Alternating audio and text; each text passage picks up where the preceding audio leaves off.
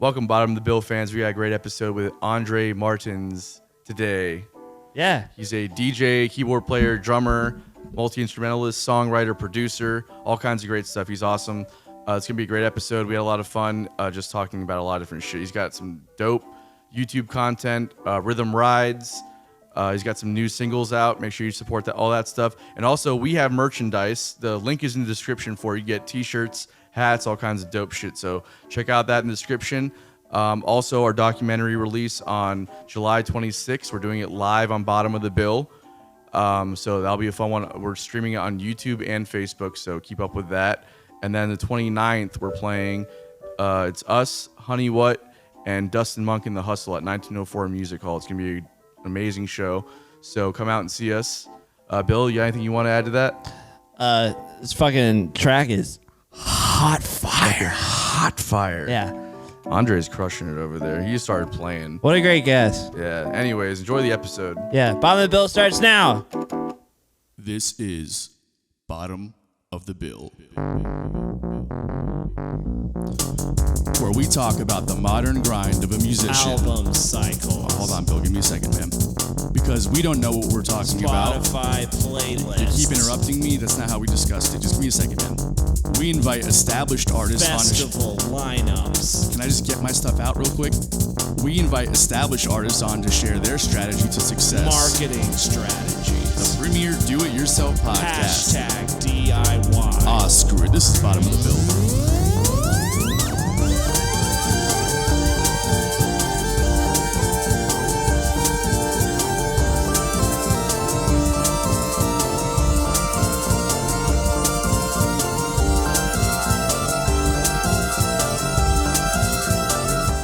I like this. This is a cool thing. So we should start doing this more. Well, you guys look so ugly. It's great. No, I'm just kidding. I'm just kidding. Burn. I like it. We're getting started already. I like it. It's all right. I got a 2-hour nap. Look at me. Look at my hair. See, my hair never works with headphones. I'm a DJ, for God's sake. No, That's you look why great, bro. I wear a hat. Is that why you wear a hat? All right. Anyways, well, welcome to Bottom of the Bill, Ray. Thank you for joining us today. We got Andre. Did you say Martins or Martins? Martins. Martins. Okay. Well, thanks for being here today, man. We appreciate it. Thanks for having me. And your stage name is Satellite Frank. For DJing, Satellite Frank, and same old Andre when I play music. Okay. Sweet, man. I dig it. So before we get started and everything else, do you have something that you want to promote? I mean, I just released like 3 songs on 12 streaming platforms on my DJ side, Satellite Frank. You can look that up on Spotify, iTunes, YouTube, whatever. Those are all produced, made completely by me, except the vocals. I can't sing, unfortunately. Aside from that, I'm in a couple bands, which I also love to promote because they're my friends, including Alchematic. Yep. So shout out to them. And shout out to all the musicians I get to play with. Hell yeah. Cool, man. Well, I didn't get your bio till today, unfortunately, so I have not been able to listen to your music, but that's going to be the first thing that I do after the podcast is checking it all out. Thank you. Make sure you go support them for sure. So how's everyone's week been going? Pretty great. You guys had a good 4th of July? I had a great 4th of July. I had a busy weekend. Oh, yeah? What did you have going on? I had a show Thursday, show Friday, a show Saturday, and a double on 4th of July. Oh, nice, man. And my show on Sunday was supposed to be on the beach, and it got rained out. Oh, yeah. Playing with weather was rough. Yeah. Where'd you play on the other days? Thursday, I played at Hard Rock in Daytona. Friday, I played at Barley Republic in St. Augustine. Saturday, I'm not remembering off the top of my head right now. Sunday was supposed to be Saturday was at Hoptinger in Jacksonville. There's a story for that too. My worst night. Okay, here we go. My worst nightmare happened. So Hoptinger, 5 points. 3 floors. Second floor, they got a DJ at night, and the manager calls me and he's like, "Hey man, can you fill in on Saturday? Our DJ called out." I said, "Sure." And I made sure that, everything was set, the pay was all set, and everything was cool, and I kind of had to rush over there. And I didn't notice until I got there. I set up everything, perfectly, my lights. And then I reached into my backpack and I forgot my flash drive. Ooh. Yeah. I picked up the wrong flash drive. I have 2 flash drives that look exactly the same. And I was in a rush, so I picked up the wrong one. I was about to break down, kind of spaz out, but I thought, you know what? Let's calm down. I called over the manager and I said, hey, let me talk to you over here. And I was just honest. Something I've been learning is the truth always wins. And in this case, I got lucky. It did. He said, hey, problems happen. We can get through this. He even put a hand on my shoulder. He's like, let's find a solution to this rather than being devastated. I said, I love you. Yes. I DJ'd for an hour and 45 minutes completely off my phone. And no one knew. Yeah, I mean, Wow. Yeah. And then my dad, shout out to my dad, he drove an hour from my house to Jacksonville to deliver my flash drive that I had forgotten. Oh boy. I got the flash drive, uphill from there.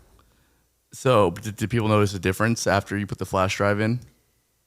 To the average listener, no, I don't think so. But to the management and staff, they felt it because they're there the whole night. They deal with DJs on a regular basis.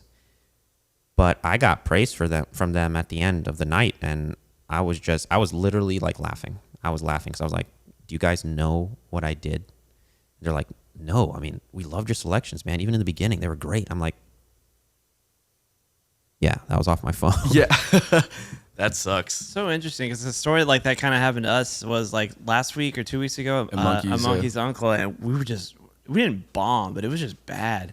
But the same people that always come up to us, even the staff, it was like, that was amazing. They did the same thing to us that night, and we're just like, do you guys even care? They don't, yeah. No, or they it don't doesn't care. matter. It doesn't matter, yeah. In the grand scheme of things, does anything matter? Well, I mean, it depends on the scenario, but in a situation like that, I would say that it doesn't really matter at gigs like that. I feel like you're just kind of noisy wallpaper, Noisy Wallpaper. It's a good band name. I was about to say. Yeah, Beat me nailed to it. it. Do you want to tell about our 4th of July set? Yeah, let's do that. Okay. We played it. We were Set the scene. Set the scene. I'll okay. add the details. It's you're gonna add the details. Whatever you need. Okay, so St. Augustine, A1A Ale Works, July 4th, 2022. Right on Yeah, the it's corner. right in the center of where everybody is gathering for the 4th of July to watch the fireworks. It was packed. And the fucking really, you know what? Let me not.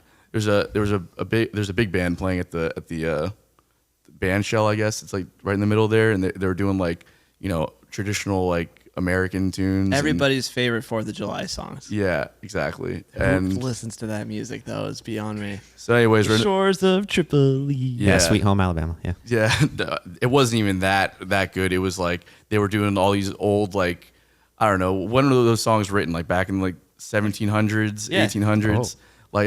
It's just anyways.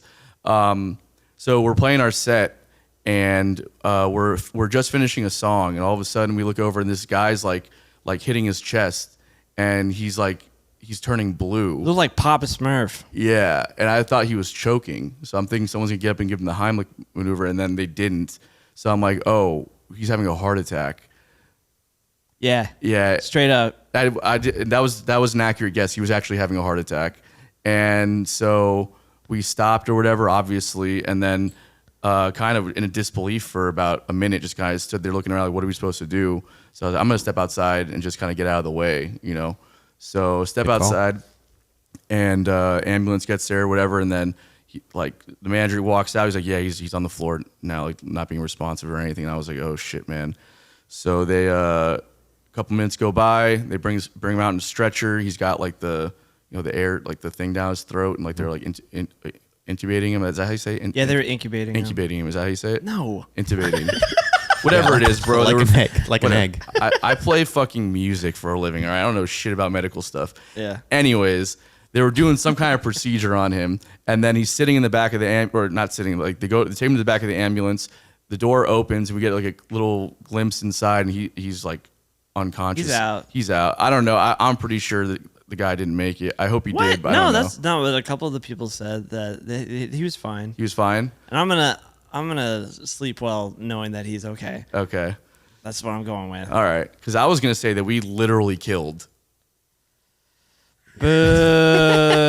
Right? It's so bad. That was a whole story just to drop that one liner right there. Yeah, totally. I've got a story about that. What would you do in that situation? You know, because we are kind of a jam band, but not really like a jam band. So Cover gigs were a jam band for sure. exactly, but still, even like a real jam band will play like 30 minutes nonstop, 45 minutes nonstop. So Lucky Costello, my old jam band, we were playing a show down in Fort Lauderdale at the Bahia Cabana. I don't know if you've ever heard that place before. Mm-mm. It's this old 70s place that anyways, it looks amazing. But this, we were playing a show there next to the pool, and this girl was like having so much fun. She jumped up into the air and then landed weird on her leg and just cracked it.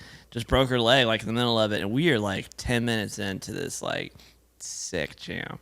So what do you do in that situation, right? Commit to the jam. Hell yeah, we did. Yeah. We played, and it was like a block. This is what we call them, where it's like a 30-minute thing with like 3 songs in it, and we played throughout her screaming. We had the show recorded too. She's like screaming her ass off. She didn't move. She was like dead center too. And everybody else is like kind of like, are we supposed to still be jamming? And then the EMT comes and like fucking puts her on a stretcher, and we're still just like, just going to town. And our music was like as usually like 170 BPM, like that, and so just real bad taste. But yeah, at what point does the show must go on? Like it needs to stop, right? Yeah, where do you think you draw the line there? When do you stop playing? Probably Astro World.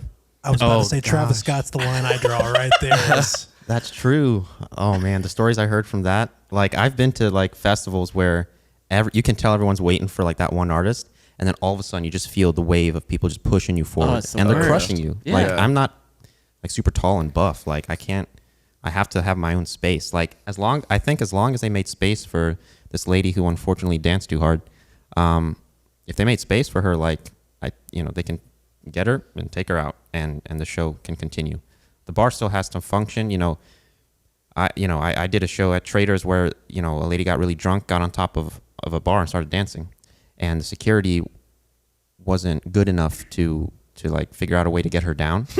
But like then the thought started running through my head. It's like, wait a minute, if she gets hurt, can't she technically sue the place? Yeah, yeah. In this country, definitely. I think that. But they can't sue the band, and that's how you have to look at it, right? Yeah. There you go. Did Travis Scott? What happened with Travis Scott? Is everybody kind of forgot about him? You're looking it up now. Did he get in trouble? I think he got in some kind of trouble. But like legally, like he's just doing it out of like the kindness of his Happy Meal heart, because he had his own Happy Meal. Doing what? Out of the kindness of his heart. Like paying like reparations I'm sure or whatever. I'm sure that was settled. What happened? The settlement. They what? Sorry for this. 5,000 people. That's insane. Yeah, I remember that last year. 10 people died. That's insane. A 9-year-old boy? Oh my gosh. Who brings their 9-year-old boy to a Travis Scott concert? They made Happy Meals. Like he's I guess he's a it's household true. name with his name on it, or the Travis Scott meal. I don't know. It wasn't a Happy Meal, but yeah. But like, is he getting sued? You know what I mean? Or is the festival's getting sued? They're the one that had the insurance and everything. He's just there for making money performing. Yeah. Well, I don't know. I had a similar situation, not to Travis Scott, but to what you were talking about. About breaking legs? Yeah, there was this lady. I used to host a jam night at Harmonious Monks over when it was still there at Jack's Beach. And we were playing one night, and this Harmonious Monks had like, I don't know, have you ever been there before, or are you familiar with it at all? Okay, so it's not there anymore, but it had like a big stage, and it had like all these these trusses on the side, the lights, and it was a pretty like nice situation there. But they had all like the wiring for the lights is just like wrapped around the truss, which is on the side of the stage, and there's no gate or anything to keep people away from the side. It's just a bar, And so I'm playing. I'm in the middle of like taking a solo, and I look over, and this lady's like grabbing my guitar cable, like she's out of her mind, like hammered. Just I don't know what she was on, but she was like this old lady, probably like 60 something years old, and she was just tugging on my guitar cord like very like hard.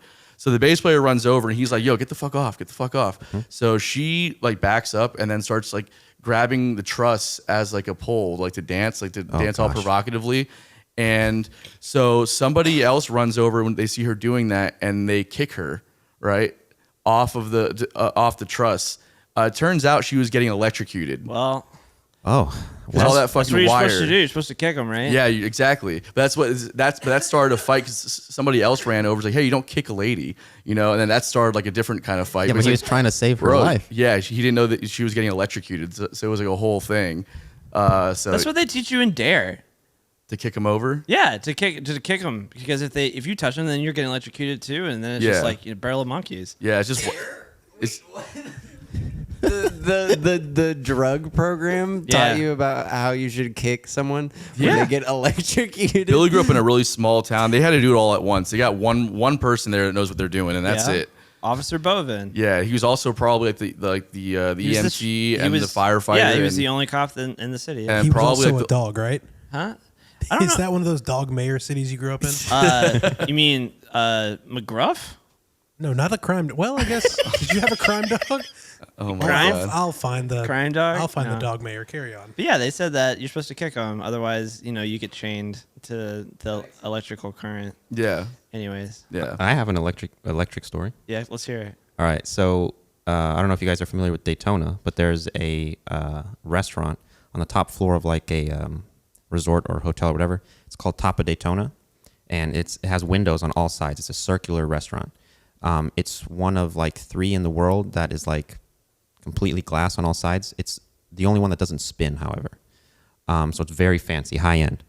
And the owner is Portuguese. I'm Portuguese. So we became friends with him. My dad did some work for him.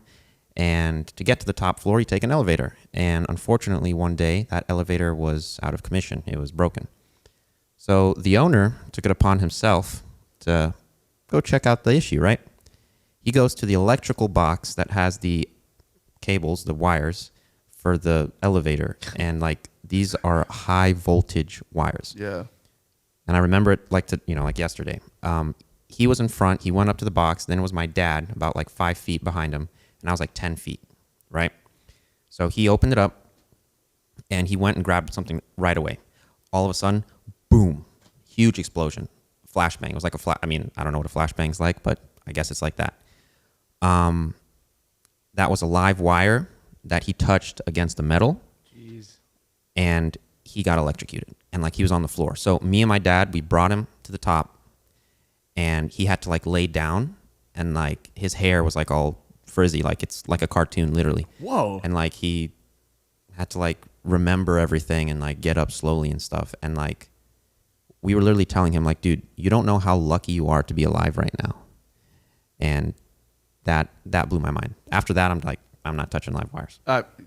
Yeah, that's fucking crazy, man. I can't. I'm so terrified of that kind of shit. Like I don't fuck around with it. And like I won't even take like the tube out of my amp, or touch the tubes in my amp if my amp's been on like the last hour. I won't do it. What? So Yeah. I did a gig and with AVL, and we have these giant generators that go to these distros. And the first time I did it, I coiled like all the excess just like a normal cable. And they came up to me and they said, no, you can't do that. You have to coil it like a figure 8 because otherwise in a big circle it makes a giant electromagnet and it'll heat up and melt. So you've got to do a figure 8 because then it makes 2 electromagnets and they cancel each other out and then it doesn't melt. Well, that's fucking wild. Electricity is pretty metal because like it can kill you and it's like in our house at all time, but they don't really teach you about it. And so the safety, like literally all I know is to to kick women that are electrocuted. I should have kicked that guy. I should have kicked the. 100% you should have kicked that guy, and that's not on you. You didn't have a good dare officer. I was 10 feet away. I couldn't reach. I did get exactly. special work shoes that are electrical resistant. It said it on the box, and I was like, "Fuck yeah!" Let's try to light those. Let's try to light them up. We got plenty of shit here to make it happen. You can kick a lot of women with those shoes. Yes. Oh, yeah. Oh my god. No, those are the right boots. Yeah. Oh my god. The right grade. All right. So, anyways, enough of this shit. Let's talk about you. Before we deviate too far, where's that picture? What picture are you looking for? Just needed to show you this real quick. Oh yeah, Travis Scott. I told you. Yeah, he Travis was Scott all over the Happy Meal? TV. That's a dope action figure. I would have wanted that when I was a kid. Why does this look like Robot Chicken? Yeah, I think it was by the same does. person. Oh man, that's good. I'm pretty sure that Asking everything. that he it was the same like people that the Robot Chicken did, because they literally did a commercial about him, and they had a Travis Scott meal, and then it like sold out everywhere, and yeah, so he was real big for the kids. Wild, man. The kids, and then he killed them They killed with his music, all but right. not electrical though. Not electric. Well, you know. Yeah, full all right. circle. Electricity played a role. Anyway, let's get out of here. So I'm curious as to where your name came from, Satellite Frank. Oh my gosh, everyone's always curious. There's course. people who just call me Frank and don't even know my real name. Don't pretend like you didn't do that shit on purpose. You know that you picked a name like that on purpose. I did. I have an uncle named Frank who lives in New Jersey, and that's it. And then Satellite. That's it. Literally, there wasn't that much thought into it because, you know, my idea. I love space. I love stars, and I love, you know, galaxies and things like that. And I thought, like, man, what is my one goal as like a DJ? Like, what got me into DJing? And like, I love cultures. I love different types of music from all over, and I want to share that with the world. And I'm like, wait a minute, I can go beyond the world. Let's make this like metaphor thing where I'm an astronaut that goes to different planets sharing his music or music that he finds. And there came The satellite Frank. part. That's a cool idea. It works too because like Frank is a. There's the SoundCloud. Make sure you guys check that out too. Yeah. What genre is it? So Or what would you call it? this kind of has to do with something, you know, I sent you guys about like unpopular opinion, because growing up, I really loved the idea of being very versatile, however you say it. Like I said, I love a lot of different styles of music, maybe except country, sorry.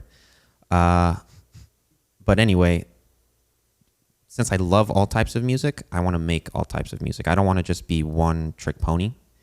But sometimes the one trick ponies is like what gets you successful. So like, to answer your question, right now I make like electronic, you know, dance music, and I've, you know, the releases that I have so far have been focused on Afro, like African, you know, inspired stuff and Latin inspired stuff. Okay.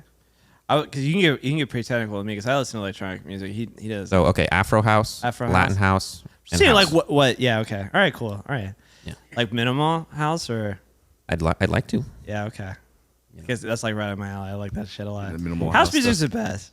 Well, you know, everyone's got their tastes, right? It's really in right now for sure. I mean, it's never not been in. That's not true. It's You don't know always just stop talking about it's- it. You don't know what you're talking it's about. always been in. No, it hasn't. Yes, it has. No, okay. I mean, I grew up in Miami, where it's just like that was just a thing that's You're from what Miami? permeated the culture. You know what I mean? Tony 305. I forgot. fuck That's where his name comes from. Tony 305. Really? His Not actually DJ my name. That's not, I don't have a DJ name either. Yeah, it's because it reminds me of Tony Montana. Yeah. Ooh. He's Scarface. Yeah. Al Pacino. Why do you draw the comparison that I'm Scarface? What do you mean? Why do you like to make that comparison? Because you're not afraid of anything. Okay. Oh, that's on my forum. That's a self burn, kids. Yeah, whatever. Walked into that one. Whatever. So, the bands that you're playing with right now, like, what kind of genres would you say that they are? So they also span, you know, right now I think I'm part of like 4 or 5.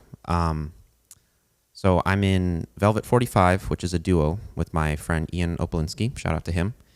Our name is Velvet 45 because we're referencing like the 45 like records, and we like to do B-sides, like obscurities, like things that people don't get to listen to all the time when they go to these bars and places. But also we're, you know, I'm proud to say that we're good enough to accept a lot of requests as well, so we can do things on the fly. So that's that group. Then we have Ferris, which is a 3-piece 50s, 60s rock band where I play drums in it. Then I'm part of Primetime Nino and the Thrill, which kind of based off the name, you can kind of guess. It's a reggaeton and hip-hop group. So that's completely different from 50s, 60s rock. And then I'm in Astoria, which is actually another Jacksonville-based band led by Kira Livingston, who also does solo shows. Very powerhouse, female lead vocalist. We do a lot of soul, classic rock, blues, and funk. I'm a big fan of funk. And then funk is my segue to lead into Alchematic, which I hope to work with even more in the upcoming future, which is funky AF. Funky AF, as the kids say. Yeah. I listened to That's some awesome, man. That's a lot of different bands and everything. That's cool. I don't know how I do it, honestly. Yeah. Yeah. Well, I was gonna say he's not rubbing it in, but he's on our record coming out soon. You'll get to hear his musical stylings all over the place. Yeah, I was just about to say that some of the scratch tracks that I heard, not the scratch, like your final stuff, but obviously not mixed yet. Right. The performances were great, man. Thank you. I thought so too. That was fun. That was fun. Oh yeah. You guys made it seriously, coming from my heart. You guys made it really easy and fun and enjoyable. So thank you. Right back at you. Yeah, that was those. We did. What was it like? One kind of super session almost. We just kind of had a day, brought him in, and we'd done some jams before, but you walked in and had a lot of these ideas already. There was not a lot of coaching. You really just felt what we were going for. Your instincts were spot on. It's very exciting stuff. You guys are gonna like it. You guys want to make out now or something, or how's that? Yeah, we got a room downstairs. Oh, you just gonna take over Billy's room. Just I'm washing my sheets right now, so you gotta wait a little while. Oh, what did you do last night? There's a mattress we can ruin. He's probably scouring fucking OnlyFans for his next unpopular opinion. Anyways, I can't afford that shit. So what's kind of been your journey up until now? You're obviously you're influenced by a lot of different styles of music. You play multiple instruments. What's kind of been the trajectory up to this point?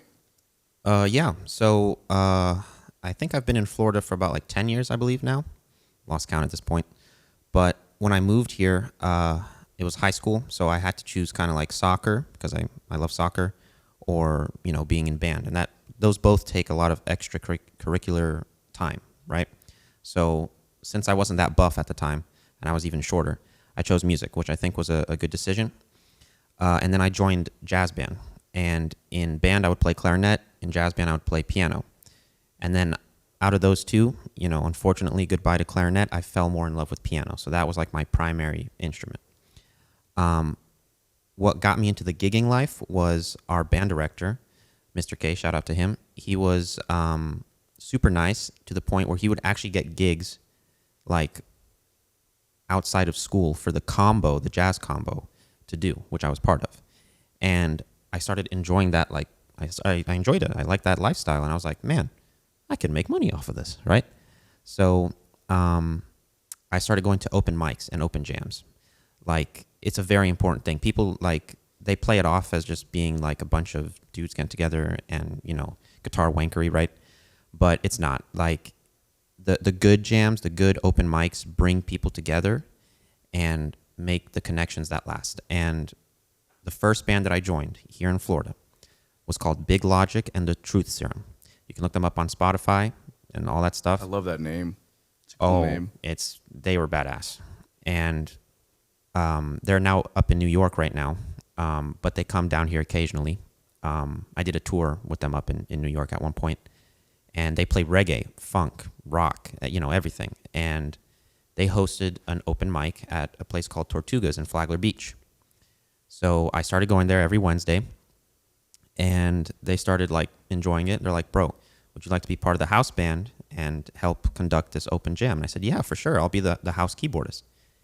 And there you go. The rest was history. After that, I, made a lot of connections through there, joined a lot of bands, and here I am, Awesome, man. So was that kind of the moment for you where, well, no, I guess not, because you were already kind of exposed to a lot of different stuff before then. Was there a person in your life that you would kind of attribute your taste in music to, your versatility in your music? So can I what inspired me to start music. Yeah, totally. So a lot of people don't know this, but you guys know the Blue Man Group. Yeah. So they're very PG right now, right? Unfortunately, because back in the day, there was only one Blue Man Group that would tour the country, and it was a rock group. They would even advertise as that Blue Man Group, the rock concert tour. And my dad got that DVD for me, changed my world, because I would watch it. I would set up pillows because I didn't have a drum set at the time, and I would get skewers, right? And I would just use those as drumsticks and just beat on the pillows. And just to tell you how crazy this is, like Blue Man Group, they used to stick cameras down people's throats, like audience members. Yeah, right? Oh, yeah, I remember that. And they would have like videos, like visuals going on with the music, and there would be like bloody scenes. And as a kid, I just kind of didn't know how to really take that in, but the music is what brought it all together. And after that, I was like, I got to do music. You were hooked. That's awesome. Yeah. Yeah, man. That's I never really got into them so much. They were kind of like a Vegas show act by the time I discovered who they were. Did you ever get into them, Bill? No, but I do remember them being everywhere for a while when I was growing up. Yeah. How old are you, by the way? I'm 24. 24. Yeah. So you remember in middle school and everything they were on every single commercial ever because of all their stuff. But so I wouldn't say I got into them because I was really young. But at the same time, yeah, I remember them for sure. Yeah. It's how do you think kind of running those jams and your early experiences being in different bands, how has that shaped your work ethic now as an artist and when you're getting hired to play with different people or even in your own writing, For sure. That's a good question because you interact with so many people, I'm so blessed that I get to interact with so many musicians, and especially in a jam, you have to deal with a lot of different types of people. Oh, yeah, I know. And some days you really want to be rude, but you can't. And then some days you really want things to go the right way, but they don't. And that's just the luck of the draw, right? I think the key is just being persistent and starting as early as you can and not being discouraged. And regarding work ethic, my social skills got better because of jams. Because since you deal with so many people, I would forget people's names 5 minutes after introducing myself, and I started getting better at that stuff. And then the people that were genuine and I could make connections with, those are the ones that I sought after. Those are the ones that I went after. I'll say it like that. That's how I got introduced to Prohibition Kitchen. I met a gentleman named Stephen Pigman. Oh yeah. Then I joined his band about a year later called Funk Butter. Yeah. Which you played bass in that band, right? He played bass and sang, which to me that set him apart than other people. I'm like, bro, if you can play those funky bass lines and sing, I'll be part of your band. Yeah. And those opportunities like that led me to make different connections. From Prohibition Kitchen, then I got in touch with Rachel, Sailor Jane, and then I started following the Space Heaters. And then these are all local cats. Check all these people out. They're beautiful human beings. Yeah, great bands, all of them. And they're talented. I like surrounding myself with people that are better than me because it pushes me. Yeah. And then fast forward to now, again, I'm blessed and humbled that I can choose who I can play with. And it's unfortunate, but sometimes I have to say no. I can only fill my plate up with so much. Yeah. It's a good problem to have, though, right? I mean, turning gigs down and opportunities down. That's what you're supposed to do, though. Say yes to everything until you're so busy that you unfortunately do have to say no. Yeah. Because then you get to start to pick and choose a little bit about who you want to be with. Yeah. That mentality of say yes to everything, I would say that that even extends, even if you have too much on your plate, still say yes at some point, early on in your career anyway, so you can learn what taking too much on looks like and feels like, and then be in those scenarios where you did take too much on and you're not really succeeding because you didn't give it what you were supposed to. You need to have those failure moments. You need to have those kind of teachable moments, I guess, to kind of really learn how to do this thing right, I think. Yeah. And one thing that I found out too is that limit that you're talking about, when you figure out okay, this is too much for me. I started to notice that when I couldn't put the effort I wanted to into all the projects that I had going on. I rather focus on certain things rather than half-ass things, right? Because not only does that put my image down, but it also stresses me out. Because the last thing, and I know you guys have experienced this, walking away from a performance being like, hey, I could have done better. You could have done better. Yeah, totally. That destroys me sometimes. But that's what I feel like every time I leave a gig. Yeah. What did Ron Swanson say? Don't half-ass two things, whole-ass one thing. Yeah, Yeah. that's what sadly she a Ron said. Swanson quote. Yeah, exactly. So, what, with as versatile as you are with the music stuff, and between being a DJ and a musician and a writer, performer, and the various genres that you explore, what gets you excited about each thing? oh boy, let's see. Some things I do get excited, more about. Sure. Right? I got my favorites, of course. But like the thing is, like, the type of music I like is like unpredictable things that I don't know what's going to happen around every corner, and if I kind of have all these projects going on and I kind of don't know what to expect, you can be surprised, like in a good way, and that happens to me a lot. I forgot my flash drive, right? People loved it. Like, that surprised me, and it's like those things like blow my mind, and then I have a story to tell, and like that's what keeps me going, because you never know what's going to happen. I can walk into a place and be like, oh my gosh, there's this guy from Snarky Puppy. Oh, here's a guy from the Nth Power. There you go. Like, all this stuff. So like you never know. And that's why, I also like being in these groups to kind of be in the scene as well. Again, this goes back to connections, because my DJing, believe it or not, it's successful because of the connections I made being a musician, and vice versa. So Yeah, it's interesting. I mean, so more what I'm thinking of though is like the way that you approach each genre, right? Because it's like if you're playing in a jazz setting, or you're playing in a funk setting, or you're DJing, or you're like in a hip hop setting, like, what about those genres? They're so different, all of them, right? And such different approaches.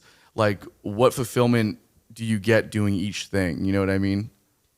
okay, so being more specific, so each like genre, like those are like the bands that I say yes to, those are the ones that I enjoy. That's the type of music I enjoy. I know the artist, I know the band leader, whatever. I know their vision, and like I love so many types of music that like I love playing that type of music, like the reggaeton band and hip hop.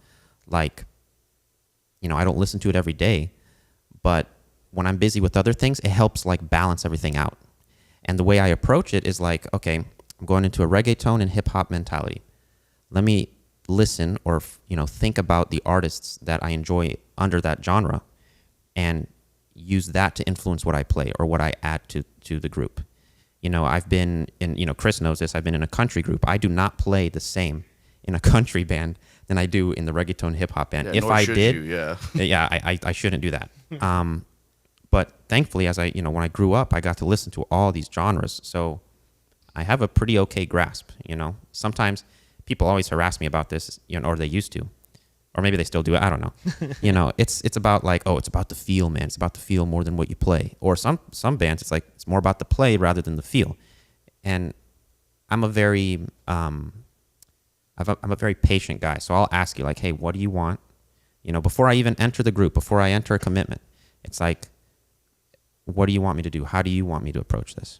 And I conform. If you pay me, I'll take off my pants. You heard it here first, kids. Andre will take off his pants if you pay him. Pay me enough. What would you say your rate is for that? Oh my gosh. You have to ask, dude. You can't fucking. Yeah. I got $10 on it right here. You got $10. Yeah, he does. What do we think Yeah. we can Right pull now. together Here we to go. get Andre to pull his pants off in the podcast right now, guys? Oh gosh, Hopefully really? $10. $10. Yeah, okay. I got 10 on it also. Is that allowed on this? Like I know we're allowed to It's not cuss. allowed in my house. It's not, Oh, okay. How about that? oh God, Billy's always a fucking party. All right, downstairs. That's for downstairs. that's For for downstairs, the- yeah, for later. All right. Jeez Louise. I was gonna ask you about DJing, and I know this is gonna sound a stupid question, but like, where do you find the songs that you DJ and play? For sure. That's one of my favorite things about DJing, Right. is actually finding the music. I was in Portugal recently in May. I was there May 5th through May 20th. I found more music in those 20 days than I did in 3 months here. It's crazy because like, and what I mean by find music is like you're in the car and you hear something on the radio and you're like, what the heck is this? Like this doesn't play here, in America. And I didn't even have connection in the car. And I would just be recording videos of it for me to find later when I had like Wi-Fi or Shazam it or something. And those I add to a certain playlist, like on Spotify or whatever. And then later I go and download them either off of like a converter online or Beatport or these sites where you can buy music. The songs that I buy are the ones that I want good quality versions of. Of course. And those are usually like the bangers, the ones that I think are going to do very well for the crowd. And the versatility of genres that I like listening to, I think helps me with DJing. Because the one thing I learned being a DJ is like there's always going to be someone in the crowd that does not like what you're playing. But luckily, I'm just going to play everything. There you go. And eventually I'll find it. You know what I'm saying? Yeah, So I feel that. I do want to get all the DJing stuff for sure. We should do But bottom I of the jumped the gun. Yeah, we should do bottom of the billboard first. Story of my life. I got a whole section here on the DJ shit that I definitely want to ask I you don't a bunch of fucking questions. read, dude. Obviously, bro. Really didn't read the storyline, guys. I don't know what to tell you. Sorry. Sorry. But bottom of the billboard for those Got who don't, distracted by the pants thing. by the pants. Oh yeah. Okay, bottom of the billboard is a segment that we review a song every single week, and we decide whether or not it goes on our Spotify playlist called Bottom of the Billboard. So check it out. You can see what has made it on in the past. You'll never know what didn't make it on unless you go back and watch the episode. So this week I chose "Mellow My Man" by The Roots. The first time I heard this song, I was just like blown away. I mean, everybody just delivered a fantastic performance on it.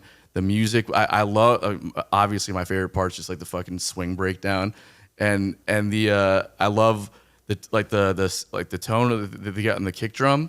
You know what I mean? Like you listen to like old jazz swing and stuff like that. It's like unfortunately, it's just a sound of its time. So you don't usually get that pulse on the kick drum. But it's so fat and just like assertive sounding behind that very light, tasteful kind of swing. And then the flow that was going over is just also it floats, you know what I mean? It just floats over the whole thing. And I love the song, man. The horn parts, it's like so subtle and everything about it is just a great song. I love it. Yeah. Without a doubt, that like jazz breakdown that they do in the middle of the song, and then it completely is an amazing contrast between like going back to the beat, and it's even cooler when they actually do go back to the beat. Yeah. But the fact that the rap like just goes over it so perfectly, I was like, why? Is this a thing? Is jazz hip hop a thing where they just rap over jazz? Oh yeah. Because this is fucking amazing. Why haven't they done this? It makes perfect sense. It's been done for sure. Well, I'm just saying, like, it needs to be more of it because I do really like this song a lot. I do notice I'm starting to look the more of the hip hop stuff that you show me. I know what you like now, though, when it comes to like the lyrics of it, which is like just put rhymes inside of the ABAB pattern or whatever. I do like you that. You love that shit. I like do, every other word like rhymes. I do like it. I don't know why.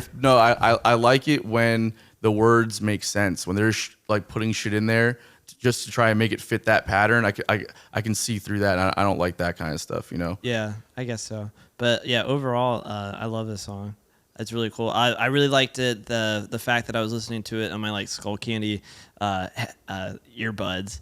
And still like that crazy 808 bass like sounded like just I was blown away. That's the best that my headphones have ever sounded like. How do they even what's the word? Bounce that down and make it like so great. Especially mix it. That came out in like 94, 95. Okay. 95, yeah. I checked it. Yeah. So like just thinking about that, like the context of the time, like that was, I mean, the Roots were revolutionizing that entire scene at that time, They really did an amazing. Questlove alone is just such a genius, Yeah, I need to listen to more of the Roots. I really haven't.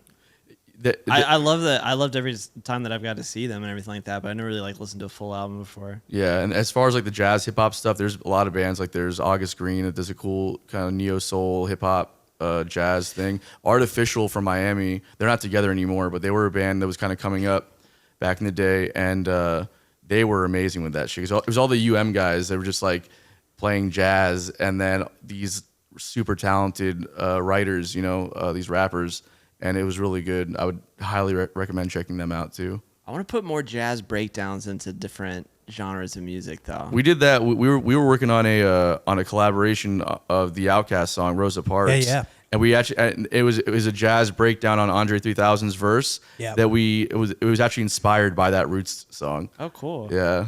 And we played a gig the other night together, and I was on bass for it. And I looked over at the drummer and was like, "Are we going into the swing part?" Because I didn't know if you guys had adopted that into your live thing. Nah. So I start walking the bass line, and he just kind of looks over at me like, "What the fuck are you doing?" Yeah, no, that was with Brandon. Brandon kind of. Yeah, no, for sure. He ran with it. I thought you were talking about was it Saturday night? It was with Aaron. I looked over at Aaron. That's when that guy like just walked in and started playing the keys, and I was just like, "Hell yeah, dude, take it!" Yeah. Oh And my god. He lit the room on fire. Oh my Was God. he the older gentleman? No. It was this. He must have just been like. His name was Javon. Javon. He was on vacation for a wedding. He had to be. Yeah. Because he was just with a wedding party and everything there. And like he walked in and he just had like red dreads and like these like crazy looking shoes, and he was just like dressed up like really weird looking. And I'm like, he's like, "Hey man, what key are you in?" Because any other person like walking up to touch my piano, I just want to punch them in the face. Just stop touching my piano at gigs. Please stop touching my piano. I don't care. Just stop. Yeah. Piano's a metaphor. Exactly. Don't touch my piano. Don't touch my piano. Piano through the fence. Yeah, but he came and showed up and asked me what key I was, and I was like, "Yeah, I can feel it. I feel like he knows this." And then he just destroyed it. I mean, like it was. And it was fun too insane. because he didn't really know like with the keyboard, because I have a Virus and I have a Nord Electro 3, and I'm like, I'm sure he could figure it out eventually. I was like, "No, I'll just help you." I was like on the 1s and 2s, like trying to get him to like the right voice settings and stuff like that. But he crushed it. If you're out there watching, like, please, like, where are you? Where are you from? Yeah. And he just like vanished like Batman after we got done playing. He's like shook my hand and then left. Yeah, it was.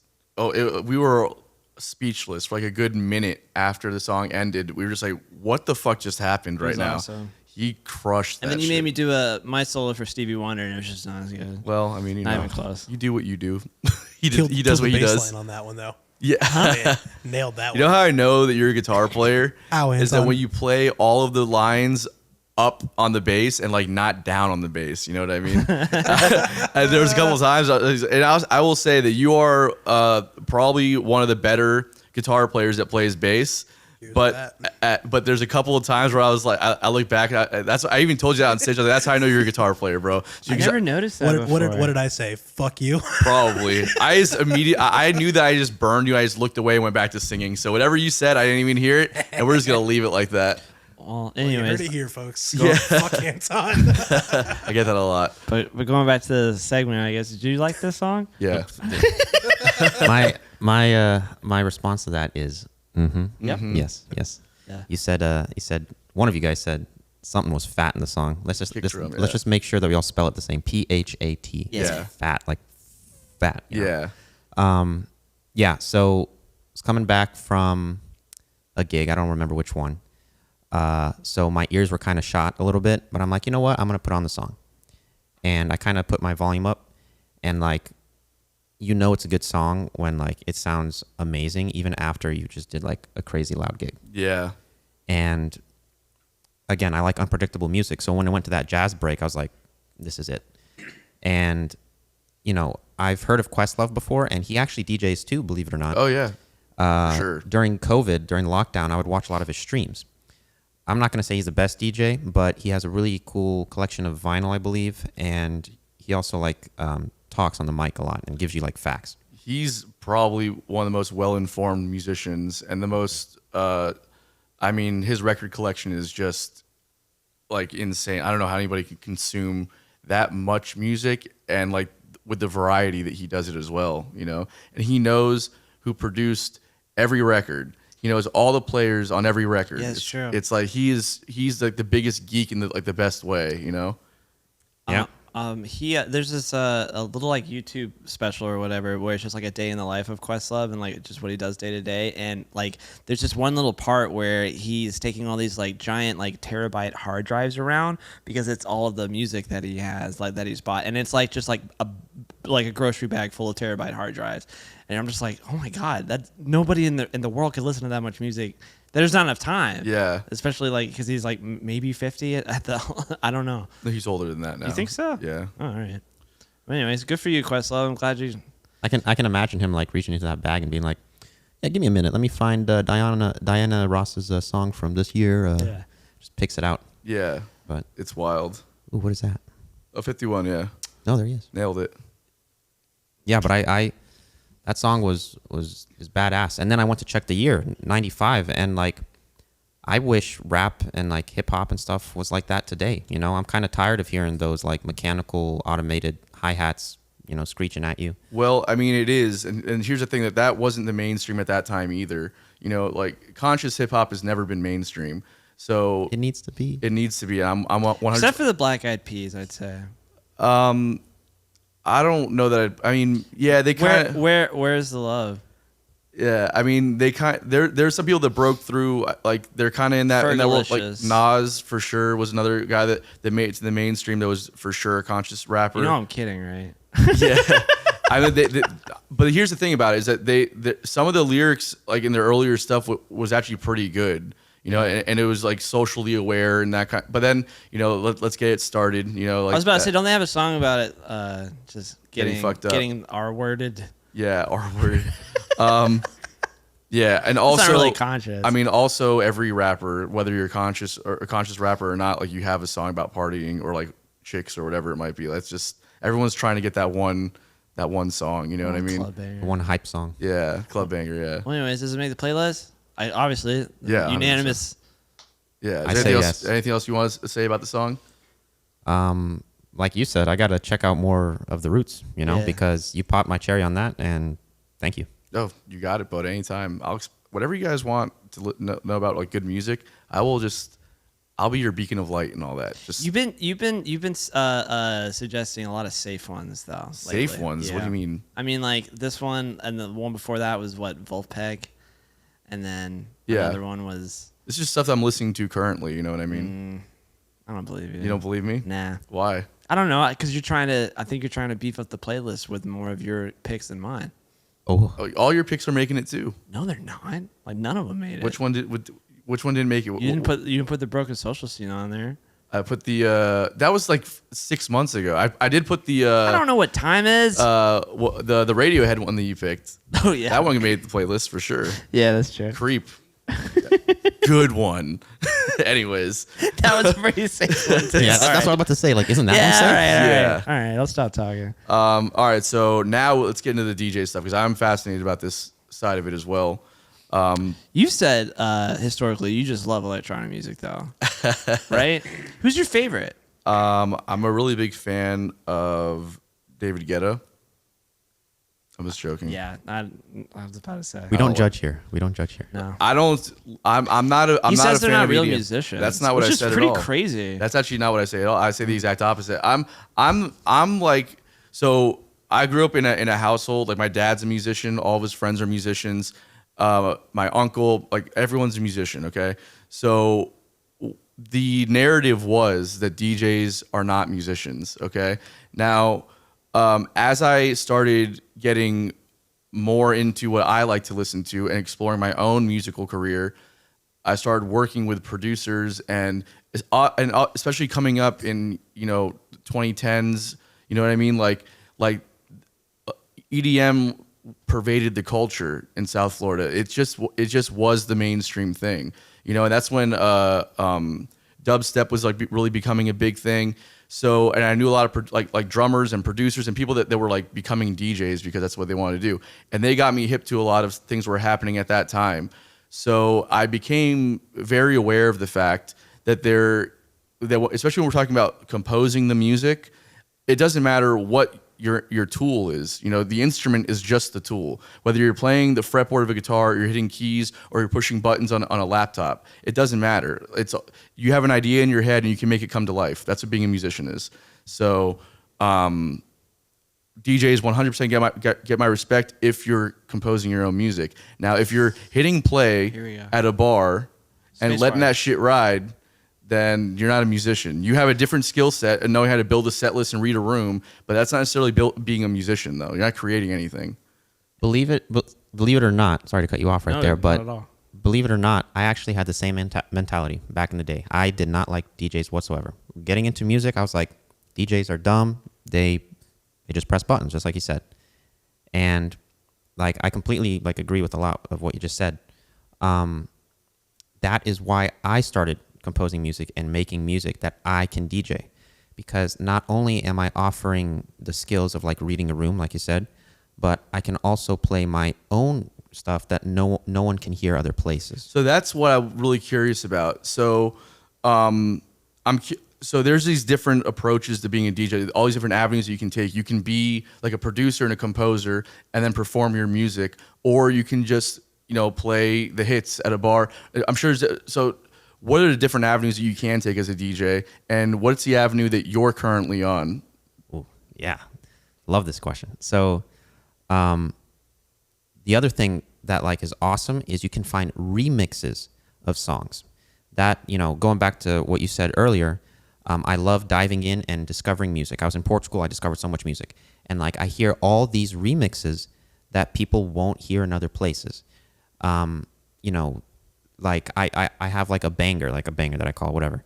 It's Girls Just Want to Have Fun, classic 80s tune or whatever.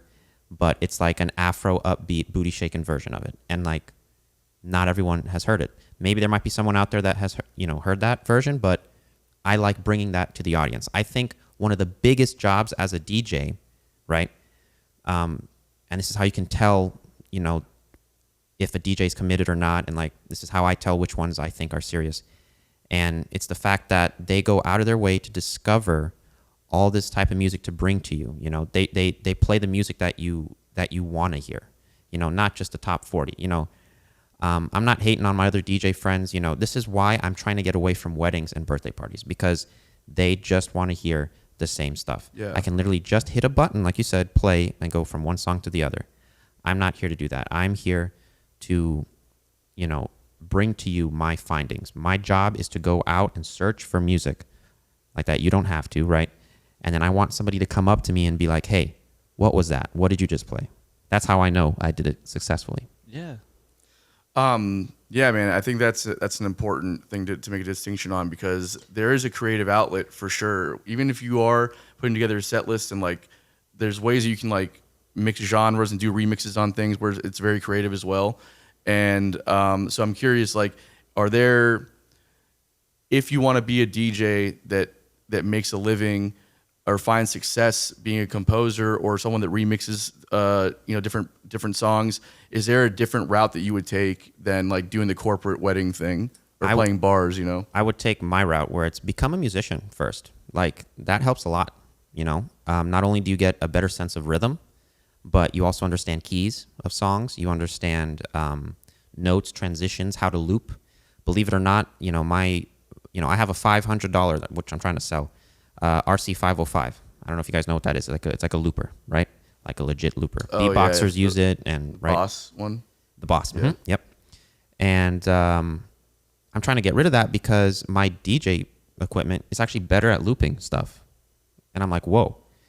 My goal right now is actually to incorporate my instruments into my DJ set to make it more of a show. I've already eliminated the laptop out of the equation, because I think a lot of DJs hide behind a laptop. So I have certain equipment that, I don't need a laptop. I just do flash drives, right?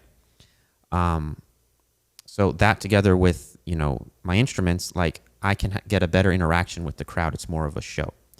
And, taking that route as like a musician, going into DJing, like I said, you get a better sense of it and a better outlook on it. So I would recommend that, learn about the instruments, learn about the breaks, learn about verses, choruses, phrasing, because that will help you. I see some DJs out there, no hate, right? They don't know where to transition from one song to another. Yeah, for sure. There's vocals on top of vocals, and it's like, okay, they'll learn, but it's also good to know why, So yeah, it's nothing worse than seeing a bad DJ at a bar. You know what I mean? The thing is like the whole thing that makes it bad is like you said, the transition. Yeah. And you can just tell really quickly when it's like, oh, cool, I love hearing two drum beats that don't line up at the same time, and it's not definitely in any sort of corresponding key or major, minor, circle of fifth, nothing, or mode or anything like that. But yeah, that takes like, years of music theory to really grasp and understand. So I think they're musicians. Did you not hear what I just said? No, because you said if they don't create it, they're not musicians. Yeah, I mean, I think there has to be. I think there's. That's to be what an I'm trying to say. element of No, you creativity have to it. to be a good DJ. Even if you're playing everybody else's music, you still have to have a musician's brain to do it very well. I'd be curious to So know. you are a musician. I mean, yeah, but Boom. yeah, but I'd be curious to know how many DJs know like theory in the way that you think they do, just because they can match up keys. You know what I mean? So you could also just have an ear and just know that something sounds right or wrong. You know what I mean? Doesn't mean that they like studied up on theory and like did all that shit. But regardless of what, that's not even what makes you a musician or doesn't make you a musician. Plenty of people out there play that don't know what the fuck they're doing and they're great musicians. Yeah, they're successful. So Yeah.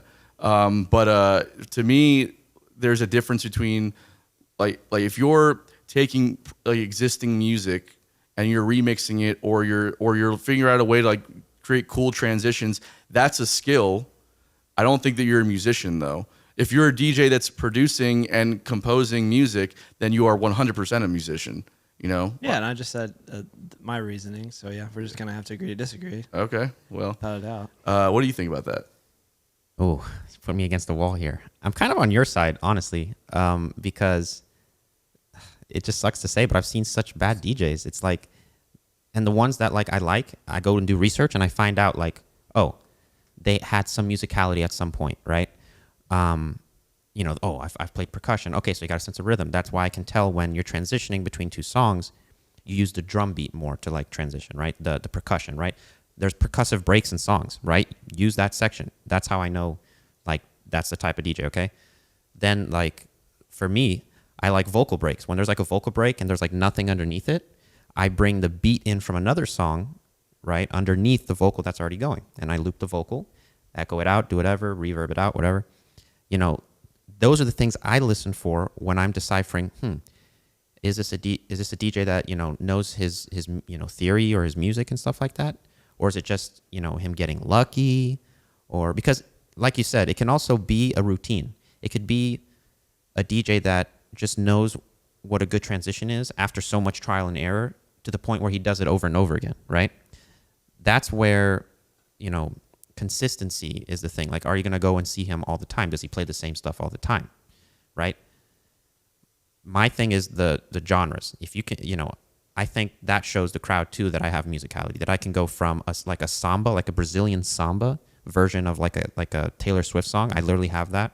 I go from that into like a Black Eyed Peas song. Like, that's completely different, but you would have to know some theory to do that. You know, other people wouldn't think of that. Yeah. Are you like producing those remixes, or is that the stuff that you find? So I find remixes. However, I can make edits, right? So I can go onto Ableton, cut out certain parts, and do what I need to, even though it's time consuming. For my own songs that I produce and make, and this is also a good thing that helps out DJs, is like, try and make some music because it helps. You learn, right? Everything's a learning process. Don't be scared. You know, it's supposed to be fun. And I started out with that mentality. Just like all of us, we have so much unfinished songs and projects, right? And one day I was just like, you know what? I'm going to push through. I don't care. I'm going to push through. If this doesn't sound right, if this hi-hat sound doesn't sound right, I'll come back to it. Use it as a placeholder, come back to it. I did that. And my song Dancing, that's how that song came out. I literally recorded cowbell, shakers, bongos. Like, I recorded all that stuff on the song. You can go listen to it. But let me tell you, it wasn't the first try. And it gives me a cool feeling being able to play that like out. And I would recommend that to everyone. Like, go and make music because you will learn about it and it'll help you learn more about the other songs that aren't yours too. Because then you'll hear things. You'll be like, wait a minute, I incorporated this because I heard it in this song, right? And stuff like that. So, is there like an outlet that works better for showcasing your music versus like, you know, one venue over the other? You know what I mean? Yeah, that goes back to kind of like the weddings and birthday parties, right? Unless they really love me, you know, at a wedding, it's not about me. It's about the couple. Right. So I'm catering to them. That's what they're paying me for. Unless they really want to hear an original, I'm not going to play it at all. At a club, right? When I forgot my flash drive, I didn't have the balls to do it. I'll be honest. You know, my newest song, Paradox, the BPM is 136, which is very fast, right? supposed to be like a booty shaking, like Afro high tempo song. I've always wanted to make one like that. That's Billy's resting heart rate, actually. So, Oh gosh. No, most of the songs that I make are around like 160, 170. yeah, he likes Dang, just you're fucking. like drum and bass, like tempos. Drum and bass are like it almost sounds like happy hardcore. Oh, Yeah, okay. but not as cheesy. But it is pretty cheesy. It's pretty cheesy. But It's good, but yeah, yeah. cheesy. I'm gonna I'll show you later. please, yeah, All right. show me that in your room downstairs later. Okay, yeah, definitely. The sheets might be dry by then. Ooh, it's gonna be a good okay. night. I'll put on your song, and there you go, 170 BPM the whole night. Oh my gosh, a fucking rabbit, bro. But yeah, yeah. So Paradox is like really fast, and you know I got up to those tempos like at the end of my set at Hoptinger on Saturday. But since I was so uncomfortable before and I wasn't feeling myself, I was like, you know what? I'm not gonna promote myself. I'm gonna have other opportunities to do it because I want the vibe to be right. It's kind of like a first kiss, you know, like that first introduction of your touch and things like that has to be romantic. It has to be special. So I'm saving it. It's a good call. I think that it's kind of there's an idea of playing original music out at bars like that, and just to see what the crowd reaction is. I've had a lot of people that don't play music professionally or play music at all tell me, oh, just write a song and then play it at a bar and see what the reactions. That's how you know you got a hit. It's like, well, no, that's not how you know you got a hit if they like it. Because first off, there's already a pre-existing awareness on people's part when I'm playing Last Dance and Mary Jane at a bar, right? It's not the first time they've heard the song. They love it because they know it, right? So you can't, like, if you're going to gauge whether or not a song is good based off the crowd's reaction at a bar that's there to hear a cover band or somebody just playing the hits, then it's not a real response to what the song could actually be. So it is, like you're saying, it's got to be at the right moment, because you need, if you want an honest reaction, the settings got to be right, you know? When you mix and master a song, do you just listen to it on one pair of speakers, or do you listen to it on multiple? Fucking everything. It's ridiculous. Same thing with an original song. I agree with that. Yeah. So what do you think, is there like a pet peeve that you have with DJs when you see them playing out? You don't have to call it any names, but it's better if you do, but you don't have to. Let's see. I got so many. Let me choose. No, I'm just kidding. Let's see. A pet peeve of mine is, we'll go back to the lovemaking metaphor and the kissing and all that stuff. It's supposed to be a patient and beautiful thing. I hate DJs that put like 30 seconds of a song and go to another 30 seconds of a song. That shit drives me and it's just like, crazy. bah, bah, bah. I'm like, bro, I'm getting sensory overload right now. Like, chill the fuck out. That's like some shit you'd see at a club like in South Beach. Everyone's just rolling balls and just going with that. You know what I mean? Who likes that for real? I think the worst I've ever seen it, and I feel bad because he's, my best friend, Skrill. But when I saw Skrillex at Halloween last year or last fall, it was Aggressive? It was so bad like that, where it was literally like you maybe got 25 seconds of a song and it just kept on like changing all the time. The light show, the production was amazing. The sound quality obviously was insane too, but it's just like, just let something ride for a little bit. Yeah. Sonny Moore. It's like live music, because like when you're playing like a funk jam or you're in a jam band, Yeah. it's the groove, man. Like the groove can settle in, it can get into your blood, can get into your, the vibes right, Some songs have like a sick drop. I love those. I love songs that have a nice groove too, that stay in the pocket the whole time. A little bit of both is great.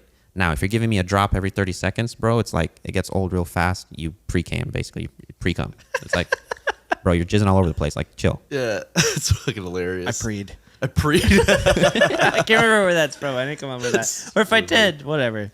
You can use it.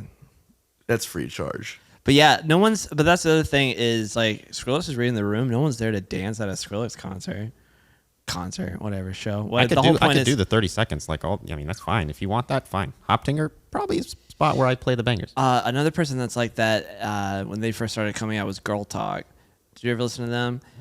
So they were just like taking all these, like, they would take like 60s and 70s classic rock songs and then just put them all on top of each other. But like they would have like not even like 5 seconds of a clip of a song on top of, like, it would be like, I don't know, like Freddie Mercury singing it, and for 5 seconds, and then it would be, I don't know, Elton John like right next to it, and you'd be like, what? All right. Some of that I think could be done tastefully, you know. It wasn't. It wasn't. It was cool at the time because no one had done it before Yeah. like that, or I had never seen it before, and then it just got old very quickly. What was that one DJ? Fuck, he was like really big in like the mid 2000s, maybe even earlier than that. And he did like the remix of that Elvis song. Oh, the little Satisfaction song. Yeah. It was like, yeah. I don't know who did that, boys. I don't know what we're paying you for, but you can get on that. It's like a weird like name too, but he did a lot of that kind of stuff where he would mix like vocals sometimes, and like you would. And I thought that was a cool thing, but I could see what you're saying where it could be like obnoxious and abrasive. But I think it'd be done tastefully. If it's like a nod to like another artist or something, you know, like a callback. But every like 5-10 seconds it would change like that, and you're just like, oh Fat my Boy God. Slim, Fat Boy Slim. That's who it was. Was it Fat Boy It's not Slim? Junkie XL. Huh? It's not Junkie XL. No, Oh yeah, Fat Boy Slim. it's is- probably Junkie XL actually. Yeah, without a doubt. See, but I Fat Boy, I know he can also do like some chill stuff too. Yeah. Like that, I give him respect though. Can you look up Fat Boy Slim?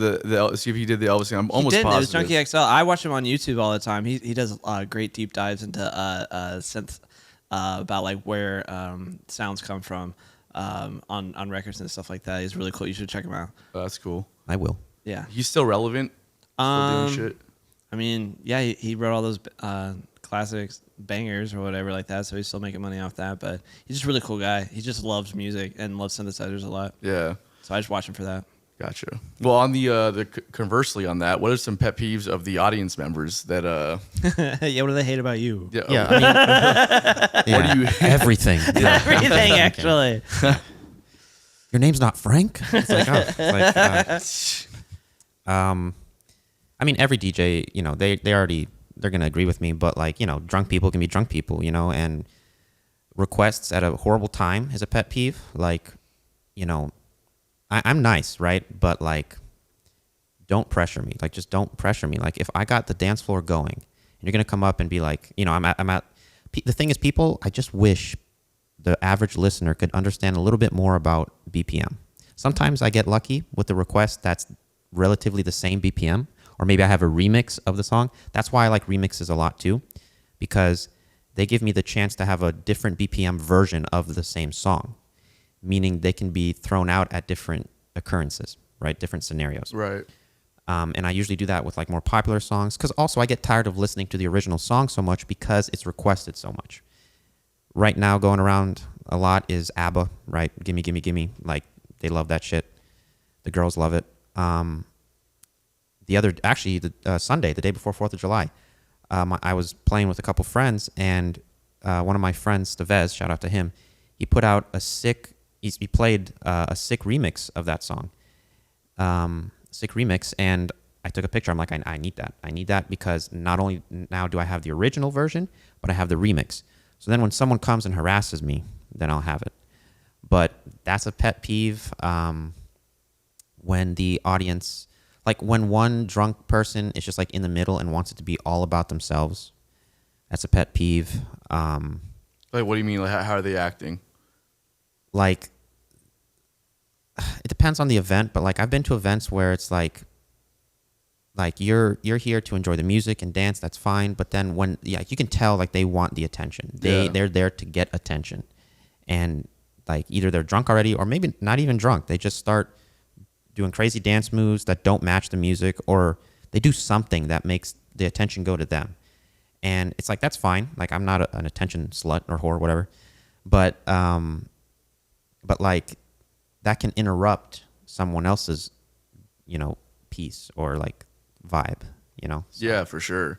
I had one time I was at a first time I ever saw like a jam band show. I was like 21 or some shit, and my coworker at the time gave me some mushrooms, and we went to Revolution in Fort Lauderdale. Ooh. And we saw Dark Star Orchestra, which is like a Grateful Dead tribute band, but they're like fucking like a really good one, and very like very famous too, like not like a slouch bar band.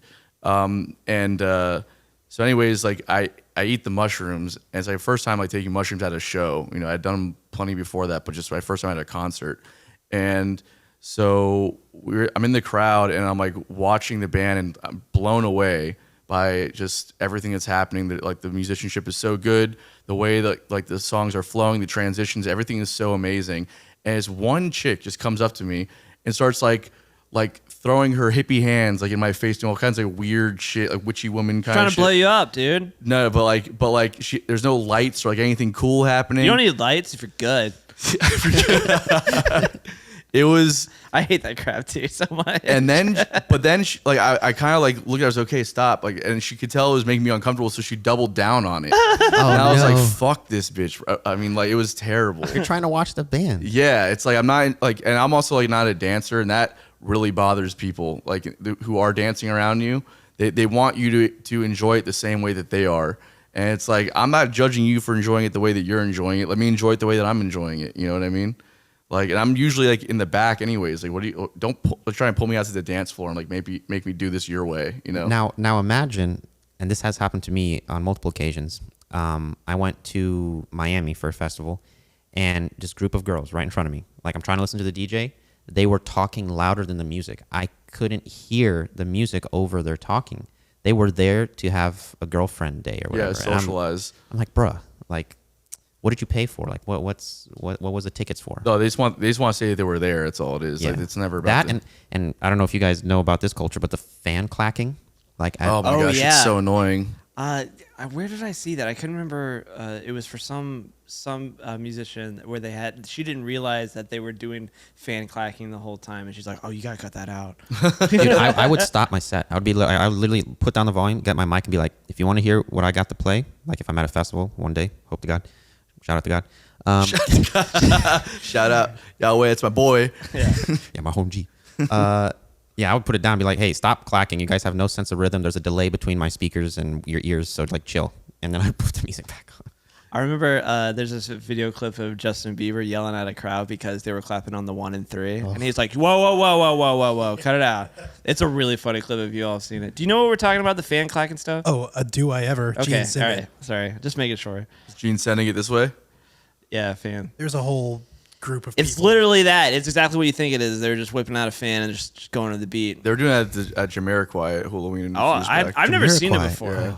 Why would they do it on Jamiroquai? Oh, Jamiroquai's so I mean, awesome. to be fair, it was not a good set, I will say. Yeah. But, I've always you know. thought Jamiroquai was a woman, and then I looked them up. I mean, the name's misleading, and that's also And the just the name voice, of the too. band. Jamiroquai is just. I'm sorry, Jacob Collier is just like the new Jamiroquai, right? Ooh, no. No. Ugh. But I mean, that's basically what it is, right?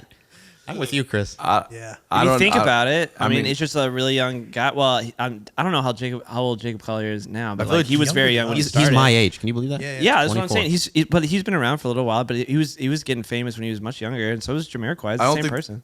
Jacob Collier was Tiny Tim, though. He got his start in acting. Oh, I didn't know that. That's Yeah. wild. He did, yes. He was in a UK movie. Yeah. Yeah, I think that's what it- was. Actually, I was Tiny Tim in Wilmer Elementary production. Yeah, you were. I was. Yeah, you were. I said, "God bless us, everyone." That's all I had to say. Nice. Shout out to God. My Shout out to God. I was Yahweh. I was a very Hashtag. small child though, so fit the role. I don't know that they're analogous because, like, Jamiroquai is making pop music. Like, Jacob Collier's not making pop music. Pop. Yeah, Charlie Puth would be a sort- better comparison.